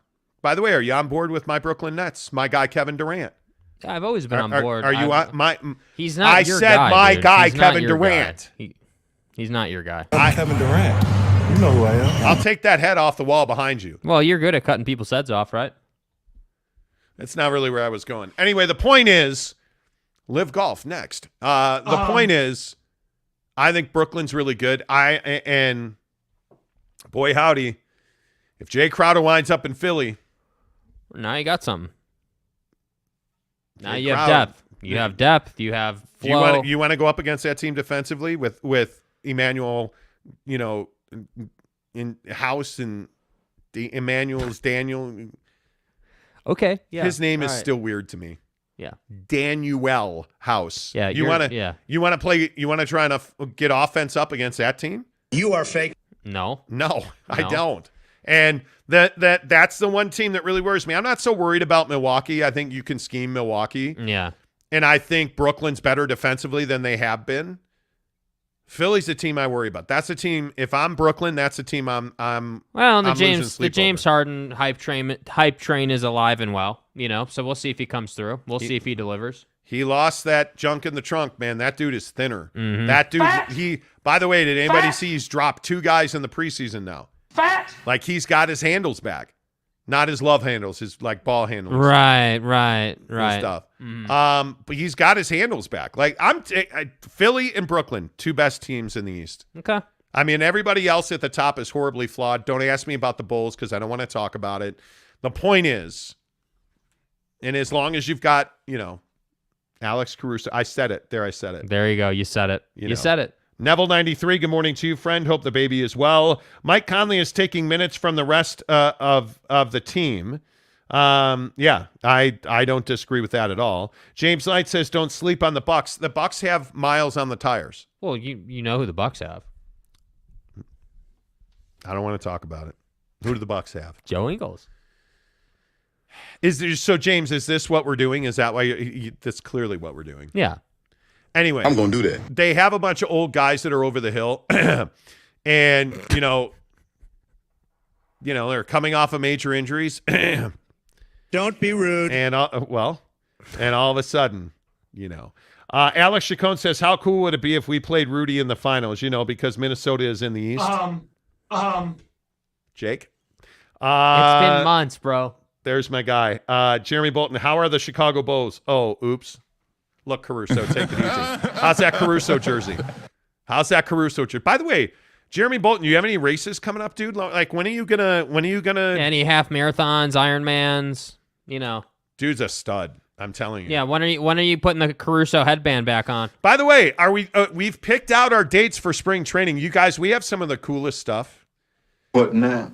Let me tell you what now. Yeah, we got some fire coming. We got some fire coming. NBA All-Star Game, spring training, your mom, it's going to be... Well, look no further than the studio. I mean, come on. Oh, the studio, absolutely. Yeah, come on. No doubt. Teddy Wayman, what's up? Talked to Alma Wayman yesterday. Yeah. I have already paid my total balance due with Wayman Brothers. Alma Wayman yesterday, I text him. I'm like, hey, XYZ, can you help me? He's like, yeah, sure, no problem. Sets a date and a time, the guy, I'm telling you, Wayman Brothers Construction is a revelation for contractors. It's just, maybe it's a they new should way do a of doing conference business on how to contract the right way. It is. It's crazy how good they have done on this studio build for us. It is. Yes, I cannot wait. Yes, you did. We're just waiting for another company to put graphics on the wall, and we're almost there. We are so close. We got our furniture for the studio delivered, the chair. We have this bright red. It's like a strawberry red chair that our guests are going to sit in. It is beautiful. Yeah. I cannot wait. We are probably a week away. Yeah. We are probably a week very away. close now. Like really, really close. Got the stuff wired in. Cannot wait. Lighting's in. We're almost there. Teddy said, I think the Bucks and Celtics are better than the Nets. Teddy!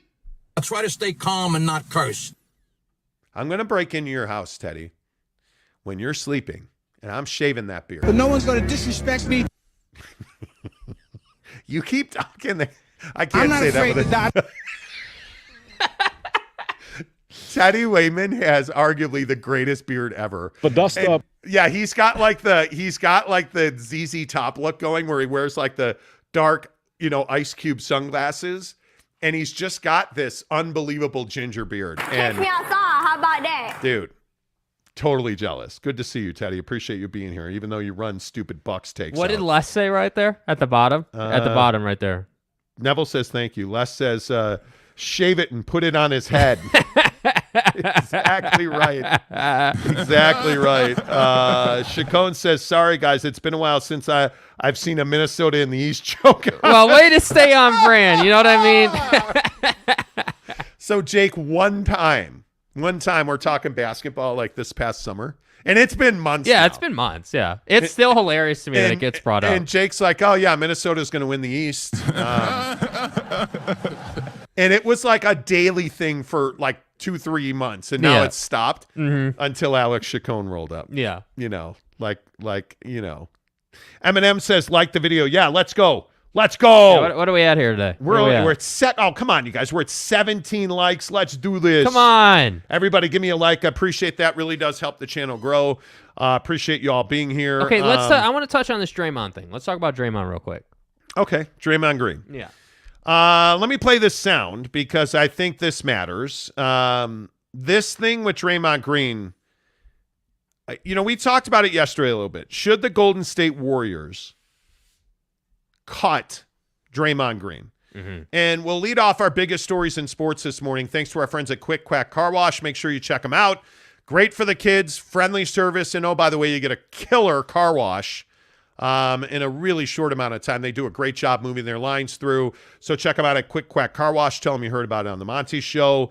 Obviously, in Golden State land, the biggest question is what's going on with Draymond Green. Here's Steve Kerr talking about his embattled power forward. We've had those discussions with individuals, with the team, and those discussions will stay private as long as nobody leaks those conversations. Draymond indicated that he is not going to be with the team for a while. Is that his choice or is that a team choice? Mutual decision based on everything that's happened and discussions, behind the scenes. Is trust in any way compromised already, or are you nearing that, or where are you with that? No comment. Ooh. The pause. The pause to think about the answer. He was this close to saying, and then he's like, no comment. They should cut Draymond Green. This is a no-brainer. And I know that we battled about this yesterday, but you hear these Steve Kerr comments. I think they were really close to cutting him. I think they talked about cutting him, and they chose not to. And now he said at his press conference the other day, Dre did, he said, well, I'm stepping away from the team for a few days. Yeah. That doesn't seem like that's what happened. It's internal. This seems like they moved him along. Yes, I agree. I think that A, it's good to see that they're upset about it. A. Yeah. Number one. Yes. B, I think that Draymond has obviously put himself in a bad position here, and obviously, yeah, we did battle about this yesterday, but I think this side of the conversation is a little different because now we're talking about, the front office and the leadership of the organization. And I think that, Steve Kerr, it's no secret, has been someone that has been, outspoken about certain social issues. And this is really interesting the way he's handling this because he's essentially saying, yeah, we're pissed that someone leaked this video. Yeah, we're not amused that everyone wants to know how we're handling Draymond, and we're not going to talk about whether we trust him or not, which is basketball and ease for we don't trust him. That's what it is, and they shouldn't trust him. So to me, I think Steve Kerr did the best job that he could yesterday at this presser, but at the same time, I think that the organization needs basketball to start happening. You just need the regular season to get here so you can start playing games and move on from this. That's what needs to happen right now.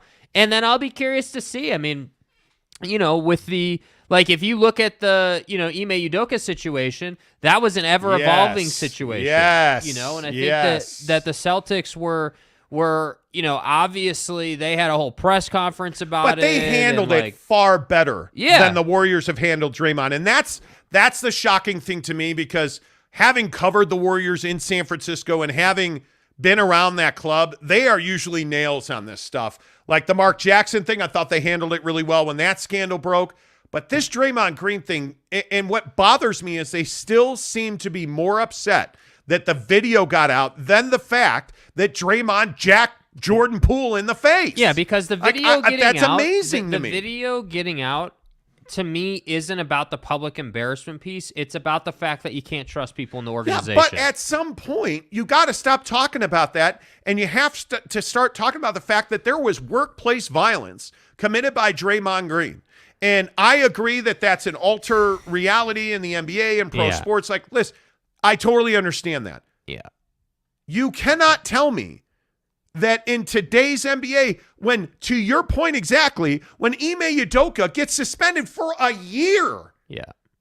Again, that was sex. He had a sexual relationship. He had, apparently used some really vulgar, obscene language towards a female employee, had, what amounts to an extramarital affair.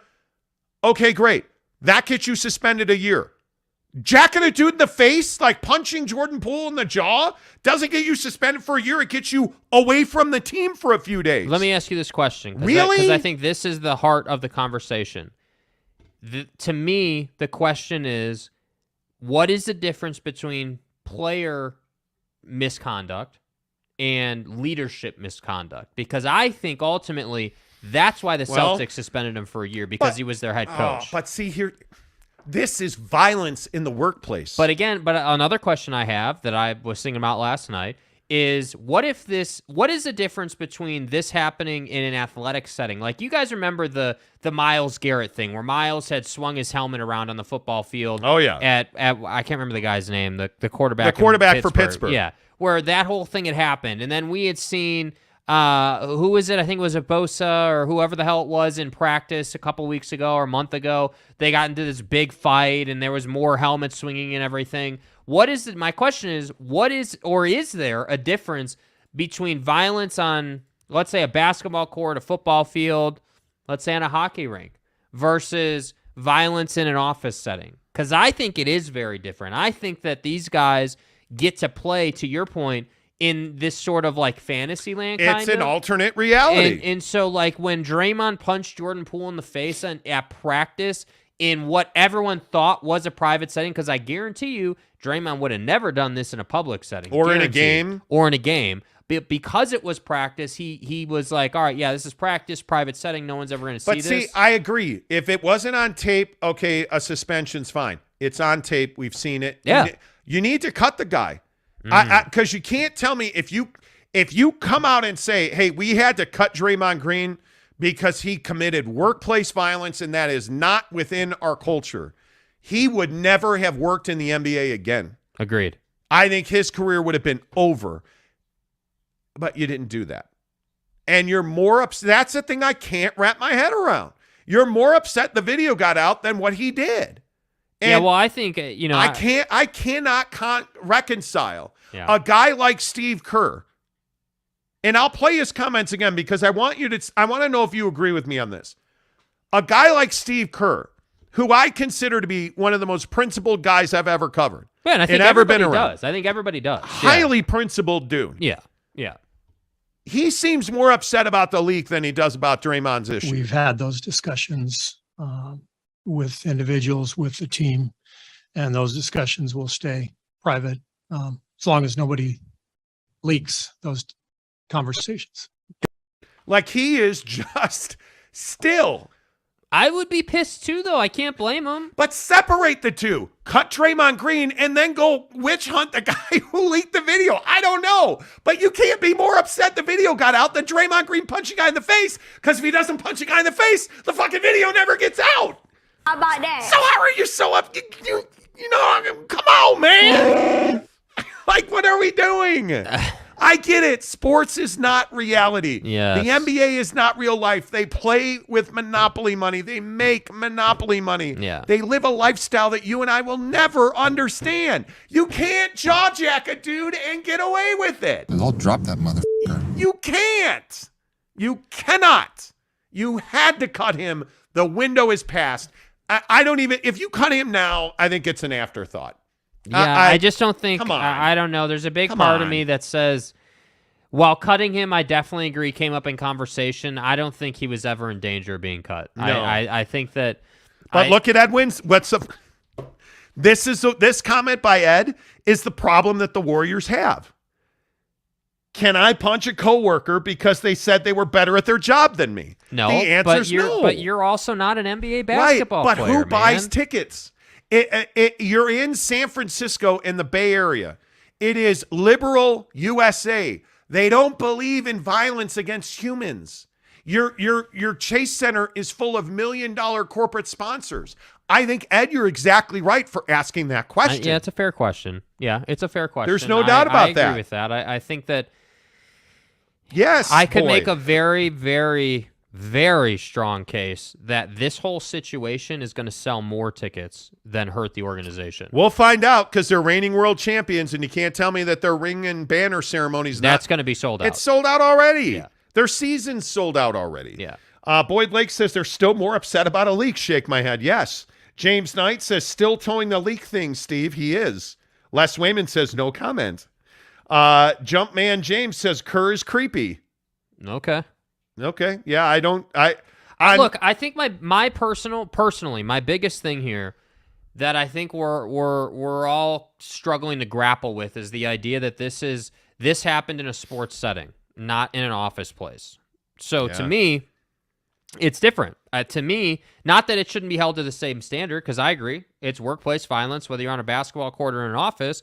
But I think the difference is that because this is Draymond Green, because before he dropped Jordan Poole in practice, everyone sort of idolized him as this guy, you know, who made his career off of being work hard, like undersized tweener guy, great leader. Like, I think so culturally speaking, when a guy who's earned those stripes, because he has, like him or hate him, he's earned them, does that, I think it puts people in a very difficult situation. I don't think it's easy to just be like, yeah, we're cutting him. If they had done that, I would have commended them. I think, yeah, it's the proper thing, but that's a difficult thing to do, man. It is. Josh Lovren says, is Steve Kerr a fraud?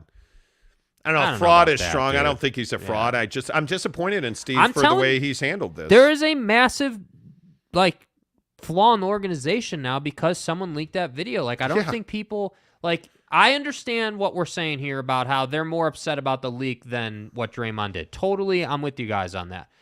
I also think we're not talking enough about how big of an issue it is that this video leaked. It's a huge, it's a problem, dude. It is foundation shaking to leak a video like that. The Golden State Warriors should absolutely root out the rat in that organization, because you cannot have that. Yeah. You cannot, when you work in pro sports, and this is specific to professional sports, but also major market America, like corporate America, you have to believe that your employees are acting in the best interest of the club. And if you have people, and everything in pretty much every facility is recorded. Yeah. Everything. The things that you have never even known took place that are on tape, that's how it should be. Yeah. This is a foundational issue. You cannot trust your employees. You cannot speak freely. You cannot act freely. Like, if you're in that building, you cannot trust your own security staff. How does that feel? Not good. If it was a video, because all these teams have guys that are like their video coordinators, so they cut tape for practice so that you can work with the player, coach the player individually. if one of those guys, and they are very close to the players, they cut tape specifically for the players and their development coaches in the summer. Like, there are big relationships. If one of those guys leaked that video, oh my God. Like, if I am Steve Kerr, I am hoping, if I am the Lake Ups, I am hoping, if I am Draymond, I am hoping this is like Jimmy, the contract security guard who works for Billy Bob's security company at Chase Center. Well, it wasn't an executive, in my opinion, unless it was a burner phone they used, because the quality of that video was garbage, first of all. I think it was, didn't they come up to the fact that it was recorded from a screen? So it was basically Joe recording what he was seeing on a screen. I hadn't heard that, but if I that's think true, I could be wrong. Yeah. Yeah, I could be wrong. I don't again, know. I have to address this. Like, James Knight, man, you're dying on this hill of disagreeing that Jordan Poole doesn't have responsibility in this situation. He absolutely has responsibility. Are we really going back to that? You need to let go of this whole concept that Jordan doesn't have some responsibility. James, with all due respect, and with everybody else, that if you can't grasp this concept that Jordan Poole has significant responsibility here, if you can't understand the whys and hows of that, we spent 20 minutes arguing over this yesterday. Yeah. It's not in question. Yeah. Jordan Poole carries a significant amount of responsibility for that incident. You just don't understand culture in sports. You've either never been on a team or never been in a locker room or never been around a team to understand that nobody is singularly to blame when locker rooms fall apart. There is a culture issue there. And what that tape tells me is there is a culture issue inside the Golden State locker room. Draymond has too much authority, and nobody is reining in Jordan Poole. Mm-hmm. And Jordan Poole doesn't know how to behave. He doesn't know how to act as a professional. Jordan Poole carries significant responsibility for the things he said, the way he said them, and the way he conducted himself. When Klay Thompson, who's about as nice a guy as you're ever going to meet, when Klay Thompson calls you out for being arrogant and egotistical, you're doing something wrong here. Yeah.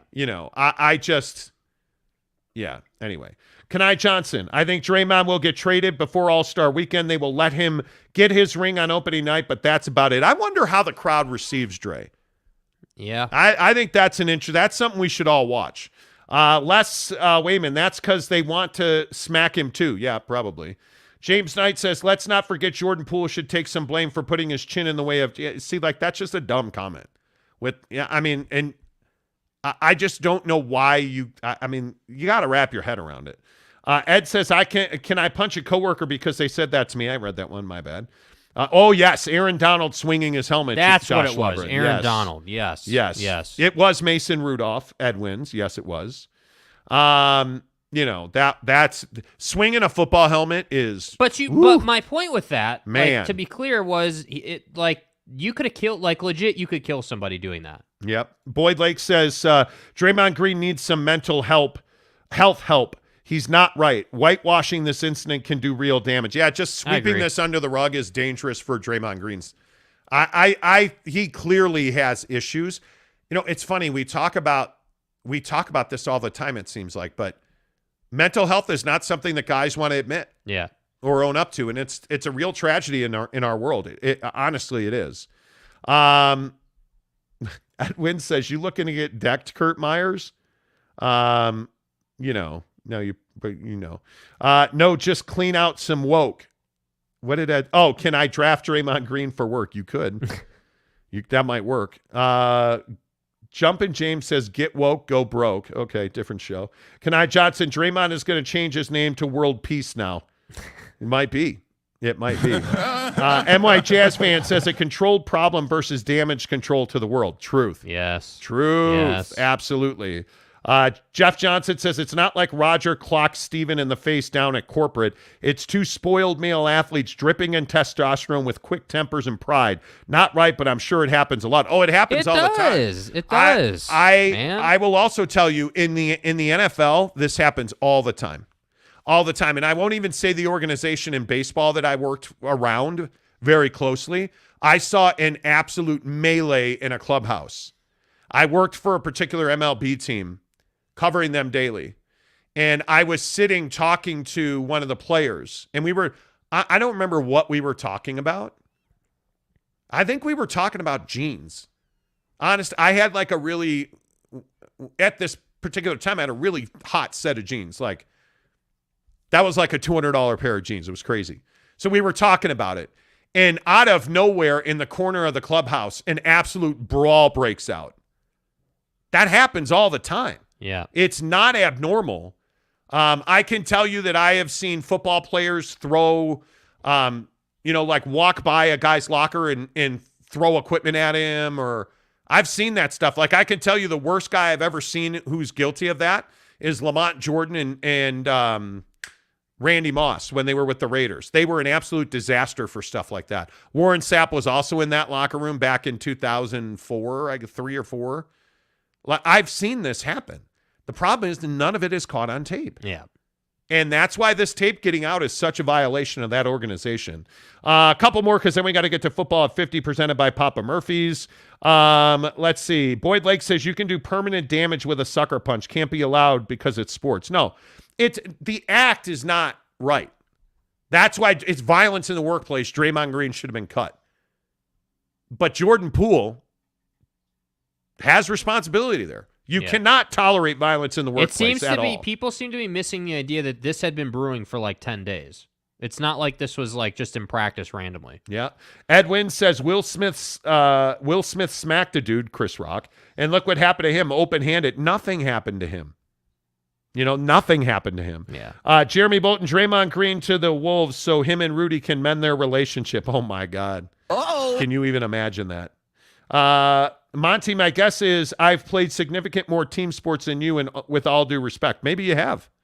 But then I would expect you to understand why, Jordan Poole has significant responsibility for what happened there. Yeah. Kanai Johnson says, how is it a sucker punch when Poole pushed him first? Well, I wouldn't call it a sucker punch. I would just call it completely out of line. Again, I'll just say what Jim Rome said the other day. I thought it was exactly right. Hey, Jordan Poole, how did you not know Dre was that guy? How did you not know what was coming when you pushed him? Pause, bro. Because I agree. Pause. You watch that video, Draymond Green walks up to him and chest bumps him. Jordan Poole pushed him away, and Dre dropped him. Yeah. How do you put hands on Draymond Green and think he's not going to come back at you? Mm-hmm. Like that, to me, there's all kinds of responsibility in this for him. Your responsibility is to make sure that you order pizza from Papa Murphy's Pizza when you use the promo code Monty25 to get 25% off your purchase of $25 or more, because Papa Murphy's presents football at 50, 10 of the hour, every hour. Well on the done. Monty Show. Well done. All right, Major League Baseball playoffs start tonight. Are the MLB playoffs better than the NFL playoffs? Depends on the matchup. I'm here for the NFC Championship between Tom and Aaron Rodgers. I'm not here I'm sorry, for... who? Tommy and Aaron Rodgers. It's Tommy. Yeah, Tommy. Tommy. I'm not here for a rando matchup in the divisional series, if I'm being honest. I mean, I do believe you strengthened your forearm to Joe Burrow last year, so I would agree. I would agree that you're a fan of certain NFL playoff games. I'm telling you, the MLB playoffs are far down the list. When you look at college football playoff, better. I look at NFL playoffs better. NBA playoffs better. Stanley Cup playoffs better. Pickleball playoffs down at your grandma's day club are not better than MLB playoffs. Anyway, the point is, the Little League World Series, better than pickleball, but not as good as MLB. See what he did there. Where do the MLB playoffs rank for you? Yeah, I mean, the college football playoff, I guess, is good. Again, I get bored of it because it's Alabama and Georgia every year. It does get boring, but I enjoy baseball. I get it. I'm in the minority. I love watching the game. I love it. I loved the San Diego Joe Musgrove flipping the bird to the Mets dugout after Buck Showalter did what he did. I agree. MLB playoffs are great, but if we rank them, they're not. I mean, ranking them, like, I would put, I guess you have to go football 1, NBA 2. I would put baseball 3. Then I would do hockey. You would put the Major League Baseball playoffs over the Stanley Cup playoffs. Yes. Oh, you're high. I know. You are up in the night, bro. As was Davante Adams when he did this walking off the field last night.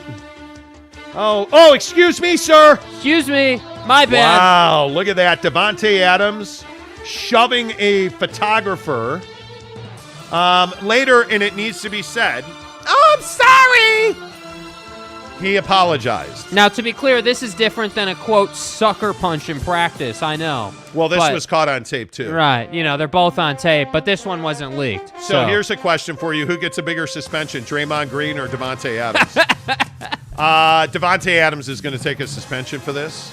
My guess is he will take a heavy fine from both the Raiders. The Raiders.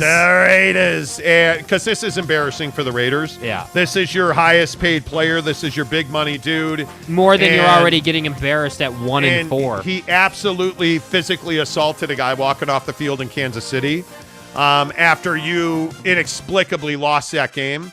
Because I have no idea how you lost that game. It's embarrassing. I honestly have no idea how you lost that game.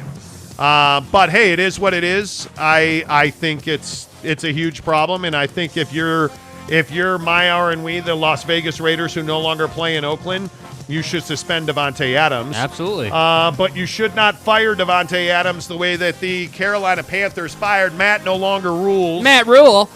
No, he doesn't rule. Matt does not in Carolina. He will at Nebraska, but he will not at Carolina. Is the Carolina Panther job a good job in the NFL? It's okay. I wouldn't say it's a good job. I think you have enough to work with to compete, to scrape into the playoffs, but don't think that that's like anything special per se. Okay. I think it's an NFL job. It's a good job. Tepper, the owner, is not a good owner. When he hired Matt Rule, he said this could take 5-6 years to get it right, and we're giving Matt our full support over that time. They fired him 3 years in. Now, the Panthers suck, as does Chaboy. Wait, let me... go ahead and you center up. He's kind of over here. Let's see, over this... Wait, no, the other way. That's KD. Yeah. Hey! Oh, hey, buddy. There he How is. we doing? Bakerade. How we doing? Did you say Bakerade? Yeah. Whoa, bro, not the wall. Not the wall. My bad. Let me get Jake back in frame here. Thank you. Back in frame. Hand it on frame. Yeah. Baker Mayfield sucks too. Matt Rule's not why Baker Mayfield sucks. Dude, Baker just is not a good quarterback. They have lots and lots of issues. Did you hear that they are talking to teams, the Buffalo Bills, about Christian McCaffrey?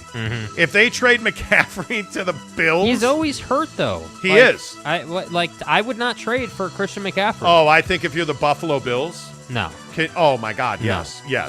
Yes. So he can play like 5 snaps and never be a factor on your football team? I don't disagree, but you're hoping for lightning in a bottle. You're hoping for lightning in a bottle. By the way, 3.5 minutes to a huge draw in the Nike app. Oh, God. What are we drawing in the Nike app? It is a Jordan 1 Low Premium that is available. It is. What do you mean? No, it's a Dunk Low. No, it's not.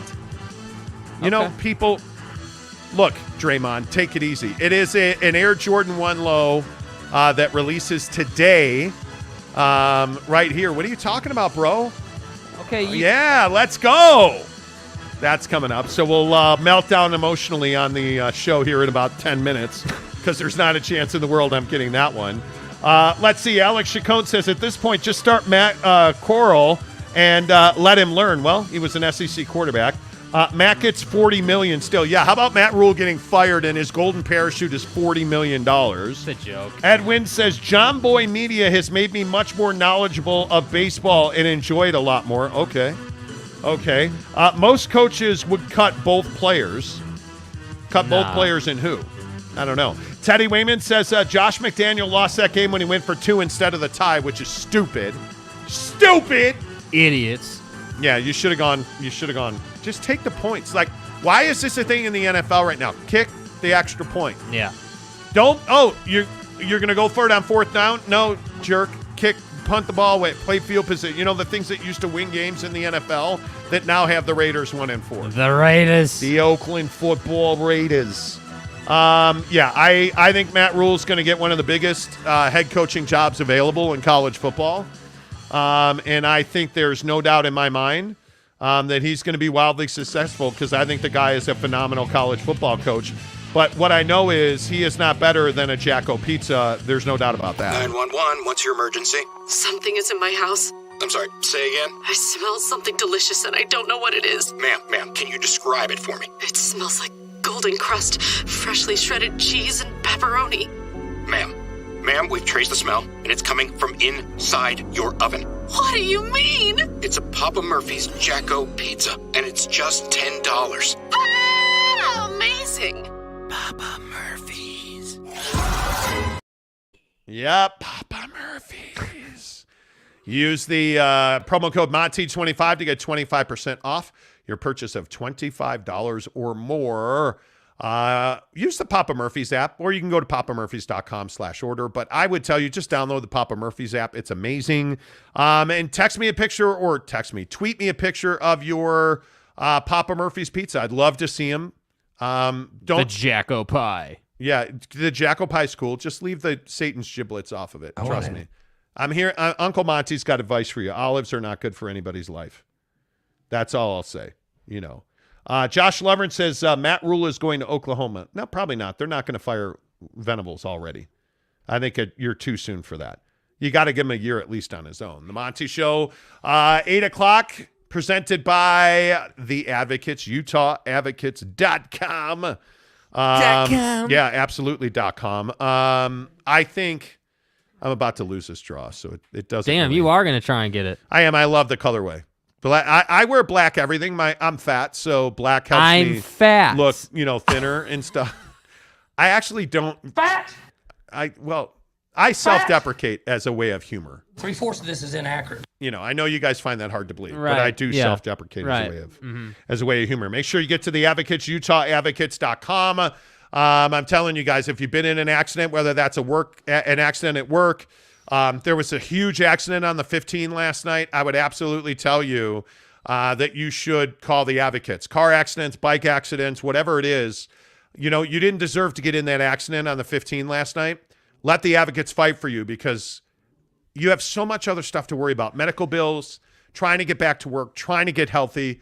Let the Advocates defer your medical bills. Let the Advocates give you a free consultation. They never charge you for a consultation. They don't charge you some big retainer. You don't pay the Advocates unless and until they win your case.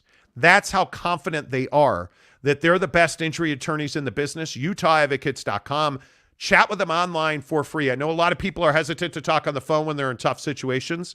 Chat with them online on their website, UtahAdvocates.com. A lot of you commenting on olives. Really? Are we going to do this? Tucker Brady says baseball is the green peppers of the sports world. Their playoffs are the olives to top it all off. Yeah, I know. It's a slow game and nobody cares about it and it sucks. I get it. Listen, Mrs. Monty, yes. Why do you hate me? What do you mean? What? Why are they hating on the things that I love? But no one's going to disrespect me. Nobody likes green peppers. What do you mean? On pizza? Nobody likes that. No. It is really they're good, pretty good on actually, pizza. Yeah. They're pretty good. Whatever. Sorry, man. Don't compare it.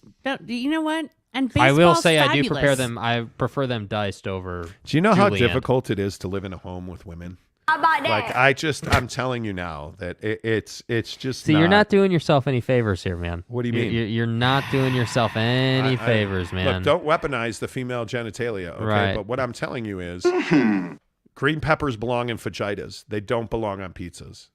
Olives don't belong anywhere. Yeah, you had green peppers on your bowl yesterday at Chipotle. They were amazing. On a burrito bowl. Mm-hmm. They don't belong on pizza. Mm-hmm. Pizza's for men. We lift weights. This is a code 10 We have testosterone running through our huge guts. Like it's what we do. As Draymond so exemplified.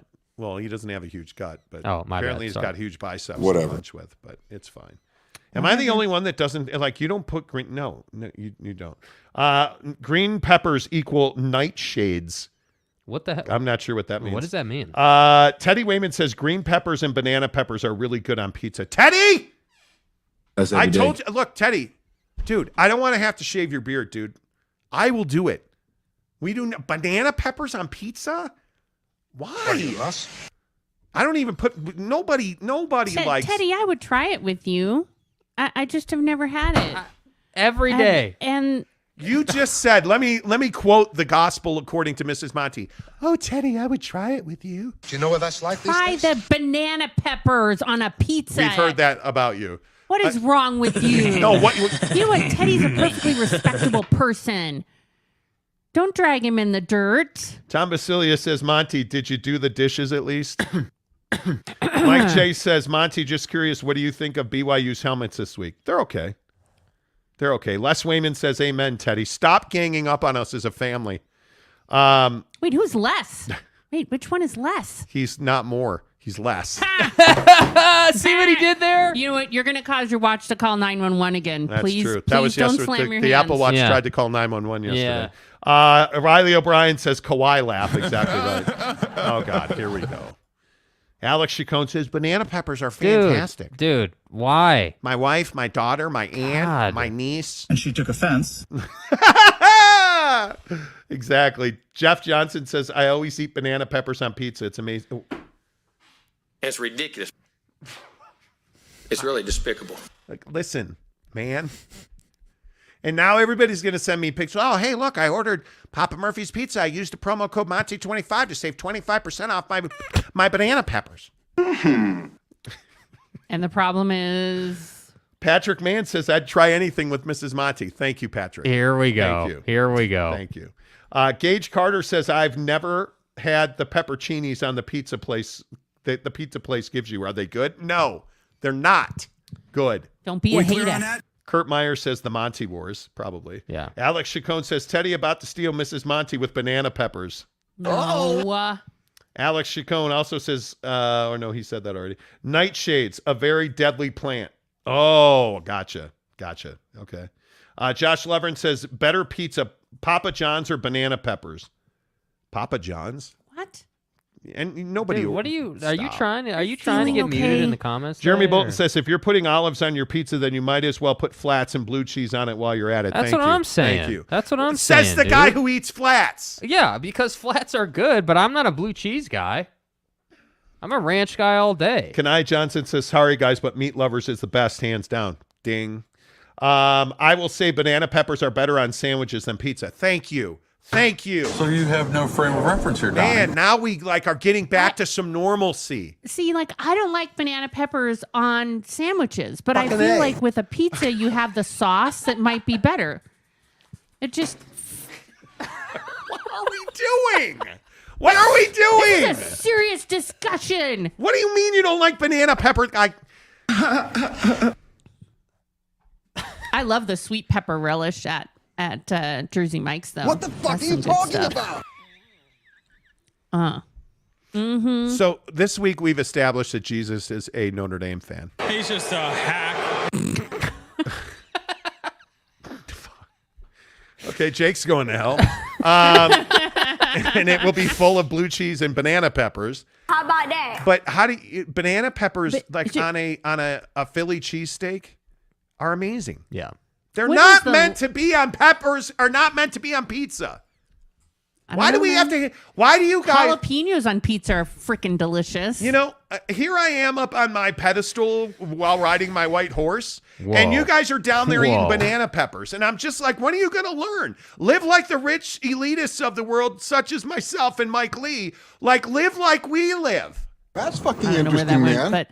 but check Did you, the by the way, comments. did you Who guys likes- see? Don't. okay. Don't. Who Please. likes what now? Save us the time. Who Kurt Meyer likes says, jalapenos on their pizza? Yes. you just throw it out there. Hot and spicy. You know, food politics, Kurt Meyer says. Les says, how about tomatoes on pizza? Yes. Alex Chacon says, Jesus Christ, we're getting back on track and Mrs. Monty derails us. That's what I'm here for. We are in need of the effing vaccinated effing drop. Yes, we are. Okay. Michael Rappaport. Okay. For you people out there, that's who you going home with. Okay. Oh boy. You know what I'm saying? Like, all right, I'll let you guys go. I'll try to behave. yeah, and stop coming in here and saying, "Oh, Teddy, I want to do it with you." Suckmyass.com. No one said that. What is wrong with you? Oh, Teddy, let me comb your beard while I snack on banana peppers. You know, when I see a big long beard like that now, the only thing I can think of is that insurance commercial where it's like the personalized, the State Farm, and the guy says, I like to smell my beard, especially after a meal that I like. So gross. Like, no. Please don't smell your beard after you eat. You know. What is wrong with you? Hell no. Do you come up with this? Like every day you show up here with, oh yeah, Rod Long. Yeah, who doesn't like Rod Long? Rod. My God. I mean, slurp it up. We're watching like something last night. We're watching John Oliver last week tonight, and he drops in just casually out of nowhere. Oh yeah, that's like Miss Piggy slurping up a frog penis. Having fun is the name of the game. That's who you've become. You've become John Oliver talking about Miss Piggy filleting. Mr. fucking vaccination Filleting. scientific Kermit. expert, you His name is fucking Kermit. asshole. Everybody knows they're a couple. The greatest drop ever. But you've turned into Mrs. Piggy filleting Fred Flintstone or whoever the flip he was talking to. Kermit the Frog. Van down by the river. Yeah, the van down by the river, man. That's who you've turned into on the show. Oh, Teddy. By the river. The next time you drop it, oh, Teddy, will not be the first time. Damn it. Okay, I feel better. Are you? Your watch is definitely going to call 911 now. I'm a man. What did the comments say? Kurt Myers says, Teddy, you're out. Jeremy Bolton says, love that drop. Teddy Wayman says, best drop ever. Mr. fucking vaccination genius scientific expert, you fucking asshole. Oh, my God. Kenai Johnson says, feeling froggy leap is what Mrs. Piggy used to say. I don't have any idea. If you don't watch Last Week Tonight with John Oliver, dude. I'm going to do that. His Miss Piggy thing the other night was unbelievable. Miss Piggy. Dude, it was unbelievable. You should just search it. Because it was flipping phenomenal. Man, I laughed. Wow. Okay, I'm awake now. And me and Mrs. Monty laugh together all the time. It's actually one of the things we do really well. Uh-huh. You know, and I won that shoe. Holy cow. There you go. But we laughed. We laughed together routinely, usually her looking at me naked. But we laugh together a lot, and it's just so much fun. Like, one of the things I truly enjoy is that her and I have corrupted my entire family with my terrible sense of humor. And we'll just, like, randomly say stuff and laugh together. Or there was a video yesterday on my Instagram of a guy getting hit by a car door on his bicycle and falling under a semi-truck. I cannot tell you how many people sent me laughing emojis over that video. Oh, homie got run over by a truck? Screw him. What? Anyway, MM says, like the damn video. Yeah, what are you guys doing not liking the damn video? Yeah, come on. We only have 32 likes out of... you guys, come on. Let's do this thing. All right.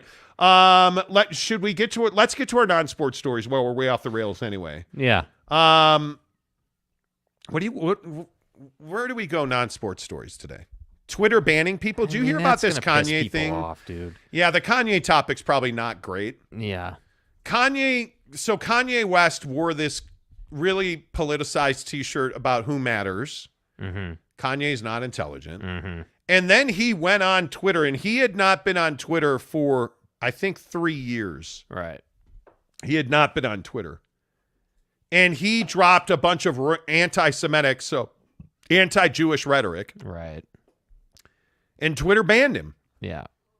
Should Twitter be able to ban people for stuff like that? Yeah, I think they should. I think that we get too comfortable with social media platforms and we think we can say whatever the hell we want. And everyone goes right to, and I'm sure our good friend Ruff's official is going to pipe right in on this, but everyone wants to go right to, oh, well, it's freedom of speech and the Second Amendment, and we can say whatever the hell we want. And it's like, well, actually, you can say whatever the hell you want standing on a curb on a street. That doesn't mean you can say whatever the hell you want on a social media platform that has terms of service that you agreed to. This, to me, is a very straightforward issue. Yeah. Like, I don't think it's that complicated. No, I don't think it's complicated at all. I think I think if you're going to, and every situation's different. Like, do not misconstrue what I'm about to say. Like, hey, the president, Donald Trump versus Kanye West. A guy like Kanye West cannot be allowed to tweet stuff like that. And it very clearly, Twitter has terms of service. I mean, when you use anti-Semitic rhetoric, you're going to get banned from Twitter and Facebook. He was banned from Instagram. Mm-hmm. Like, he's been banned across the board. That's very different than the Donald Trump situation, which I think is multi-layered and has a whole bunch of dynamics to it. But if you're Twitter, you have to be able to ban people. It's why Truth Social, which is what always comes up, has routinely banned people. And they're banned, you have to have the functionality to do that.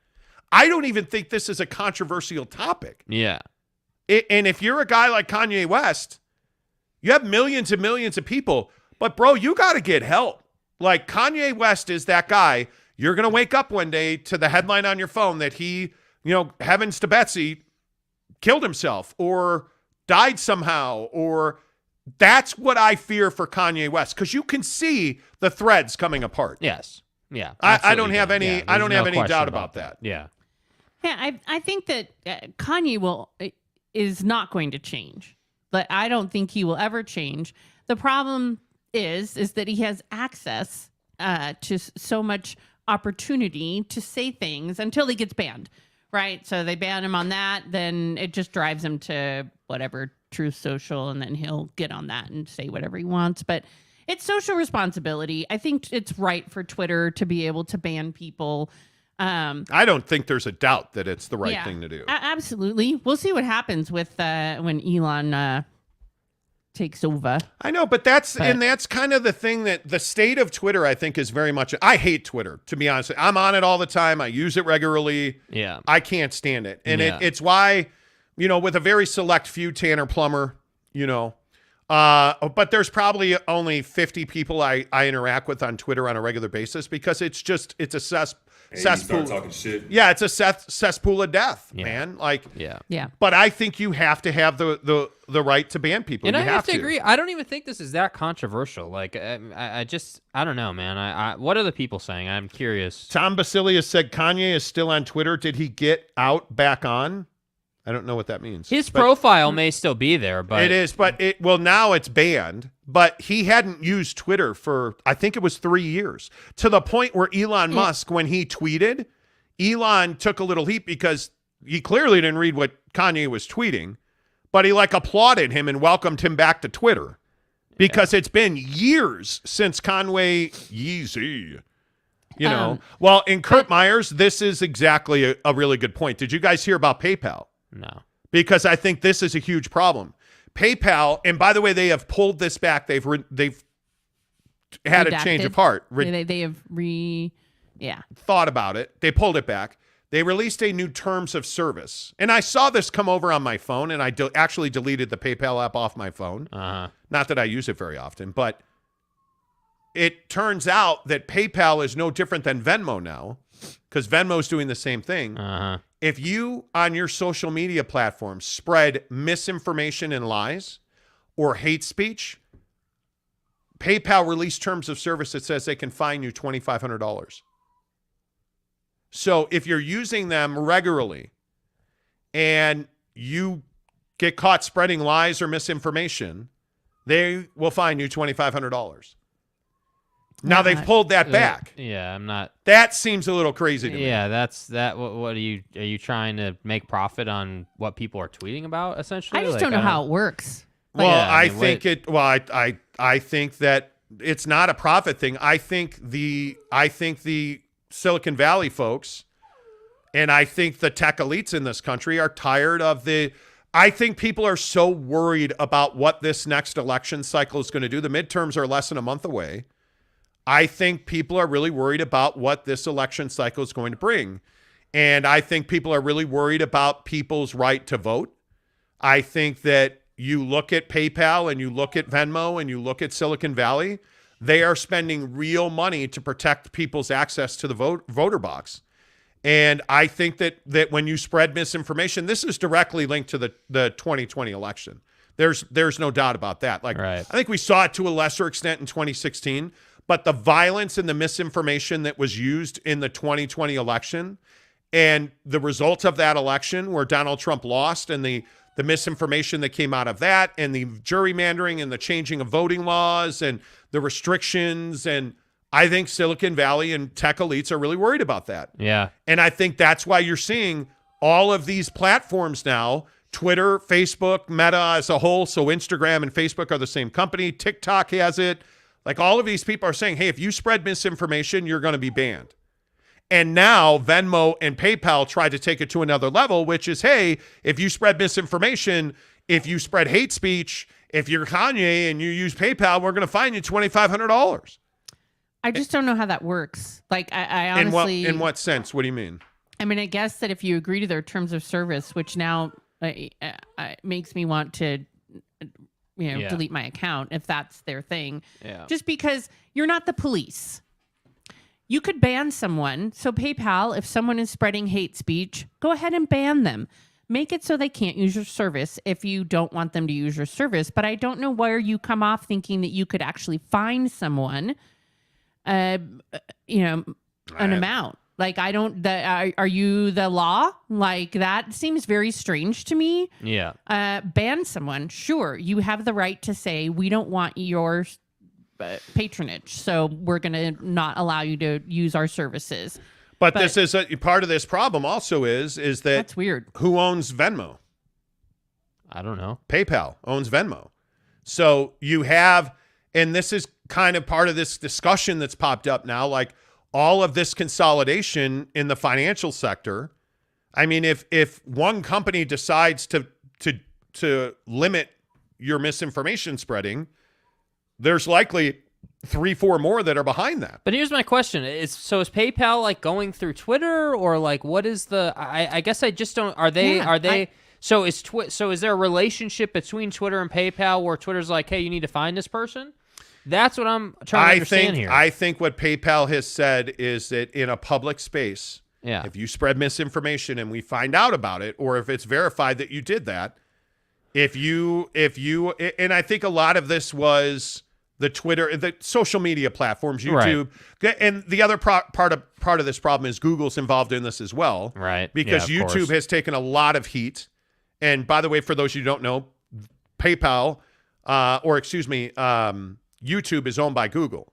Mm-hmm. So Google's taking a lot of heat because they also ban people from their platform.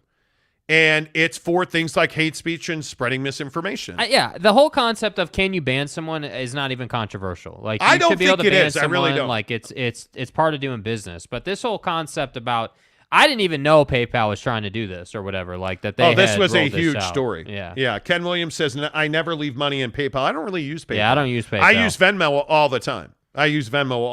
the time. So let's see. Gage Carter says, Monty, do you have a doggo? Yes, and he's currently wailing Crying in the background wanting his food. Yeah. Even though he's 20 minutes early. Dallin Sproul says, PayPal owns Venmo, just so you know. They do. Yeah, yes, that's correct. what you're just saying, yeah. Correct. Josh Levern says, it's dry cut, can't say anything you want without consequences. Well, I mean, there is something to that. There's absolutely something to that. And I do think our words have consequences. Yeah. We as a society, by the way, don't generally like to talk about those consequences, but I think our words absolutely have if we learned anything from the 2020 election, our words have consequences. And if you look at if you look at what's happening in the insurrection trials, and it's a lot of what people said and texted. It's a lot of what people spread on social media. Yeah. That's why you're seeing so much coming out on this stuff. I think we are in a very dangerous time in our society. I think societal violence is on the rise. Mm-hmm. I think hate crimes and hate speech are on the rise. I think that we are looking at a situation where our society is teetering. We are going to eat ourselves. I think if we have a significant civil uprising, and I'm not the guy that throws out the war. I don't do that. But we could have a significant societal uprising in the next 2 years based on the election cycle. And that's terrifying to me. It's scary. Let's see. Boyd Lake says, if Twitter is a public space, then they shouldn't be regulating speech. It's not a public space. It's not. It's owned by a business. That's right. Twitter is not a public space. This is what I mean. We're too comfortable with Twitter. It's not a public space. It is an app just the same way TikTok or Facebook or Instagram is. Like, it's not a public space. It's you are different. welcome to go stand on your street corner and shout whatever the hell you want. That's right. A public space. That is free speech. Go ahead and have fun. That is free speech. Yes. Which brings me to my next topic, by the way. We got off the freeway last night up in Murray, and there was a sign at the top of the freeway ramp. Oh, Mrs. boy. Monty, what did that sign say? It said that the transfer of money or property on the highway is prohibited, something like that. But I think there was a few extra words added in there. But from what I remember, it was that the transfer of money between on the highway between persons, like on the street and in a vehicle, is prohibited. And it had it on both sides. And this is a common place where you see panhandling. And all of a sudden last night, I was like, oh, whoa, there's not a person standing there, and there's a sign on both sides. So I found that interesting. I'm not sure if it's something that's actually new, but there was not a person standing there, and there usually is at least one. And we were on that same off-ramp on Saturday. Yeah, somebody gave a panhandler $20. $20. Should it be illegal to give a beggar money on a freeway ramp? I think on a freeway ramp. I think it's situational depending on the traffic situation. I think on a freeway off-ramp, yeah, it should be. That's a dangerous situation. And during rush hour on weekends, I can tell you that specific ramp gets incredibly backed up onto the freeway, which is what causes major accidents. So, yeah, in that spot, yeah, it should be illegal. I'm so torn by this. So my point is, if you just go to State Street and whatever that is, right by the Carhartt stores and all that, if you go right there on that corner of the mall, in Murray, yeah. I mean, anytime somebody steps out into traffic there, you're risking your life. I mean, I think we as a society, we're built on the premise of the rich helping the poor. We have always been able to hand money down, but it seems like this is an effort to prevent that from happening. I don't know. I just don't know how I feel about it. Now, having said that, I don't ever give money to panhandlers or beggars because, like, there's one at the Costco in South Jordan. There is a family that sits out there every weekend. I mean, we see them there all the time. Yep. And they have signs that say, "Hey, just trying to raise my kids." And But then when they think you're not looking, they pull out their iPhone. Well, like this lady that got $20 the other night had a large amount of money in her back pocket. Yeah. And so the thing I say about that is I don't know what you're going to do with that money. And if I give it to you, I probably shouldn't care, but I do. And I have said this repeatedly. A girl that I used to work with reached out to me and asked me to lend her money a couple of months ago. And, we talked about it and I said, I won't lend you money, but I'll have groceries delivered to your house, because she was saying, hey, I can't afford to buy groceries this month. And what was the reaction to that? She never replied. Well, there you go. But that's why I'm not just going to be like, oh, yeah, here, let me Venmo you $50. Like, I'm not the guy that does it. I don't know. Does that make me a jerk? I don't feel like it necessarily does. I think it's, you want the money to be used the right way, so you're not going to give them money. You're going to give them resources. That's different. Yeah. I feel like the decision of whether or not you want to give panhandlers money is a personal decision, but I do think that there's a safety issue. And I imagine, although I haven't personally seen it, I imagine there are risks to humans, and it also is probably a risk to the car owner if someone gets in your way on an off ramp, on a street corner, because they run out. They run out to grab money from other people. Now I've given money before, but it's not something I frequently do. Now I mostly give directly to organizations. Yep. By the way, people are disagreeing with me. Alex Chacon says the rich helping the poor. Robert says, what are some good deals on Prime Day? Oh, there's all kinds. Ooh, yeah. If you're not in your Amazon app, you're crazy. Yeah. Alex Chacon says the rich helping the poor is the best joke all show. Well, and I would agree, because I don't think it is the rich helping the poor. I think it's the average person who ends up giving money. Yeah. Yeah. Give the food to a food bank.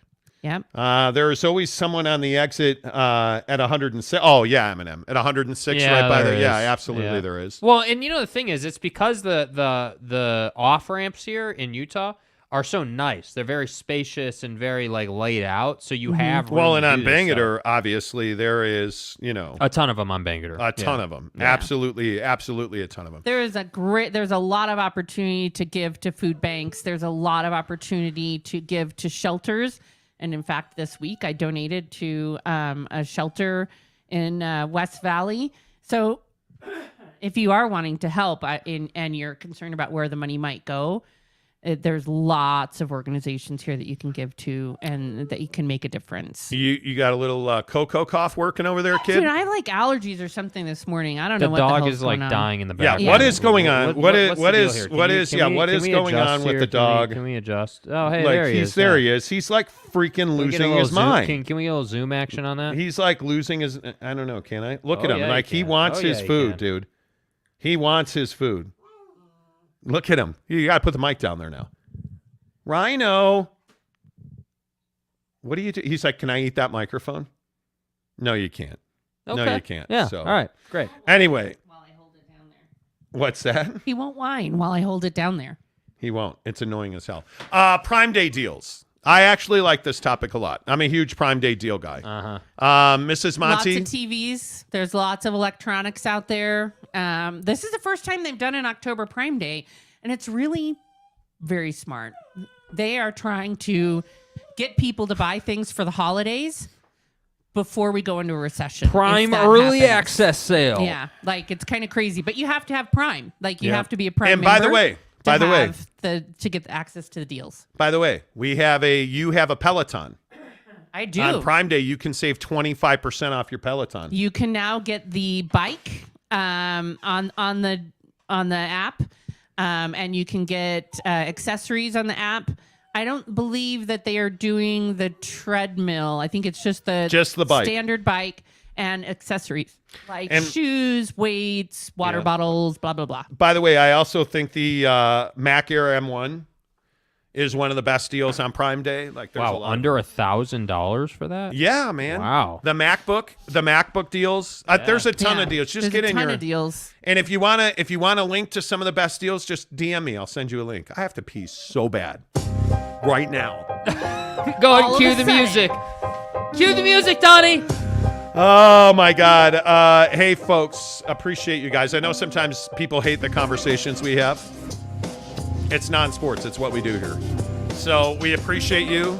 Are you going to say something while I spin in my chair and have to go pee-pee dancing? No. Bye. Bye. Don't forget, we're off on Friday.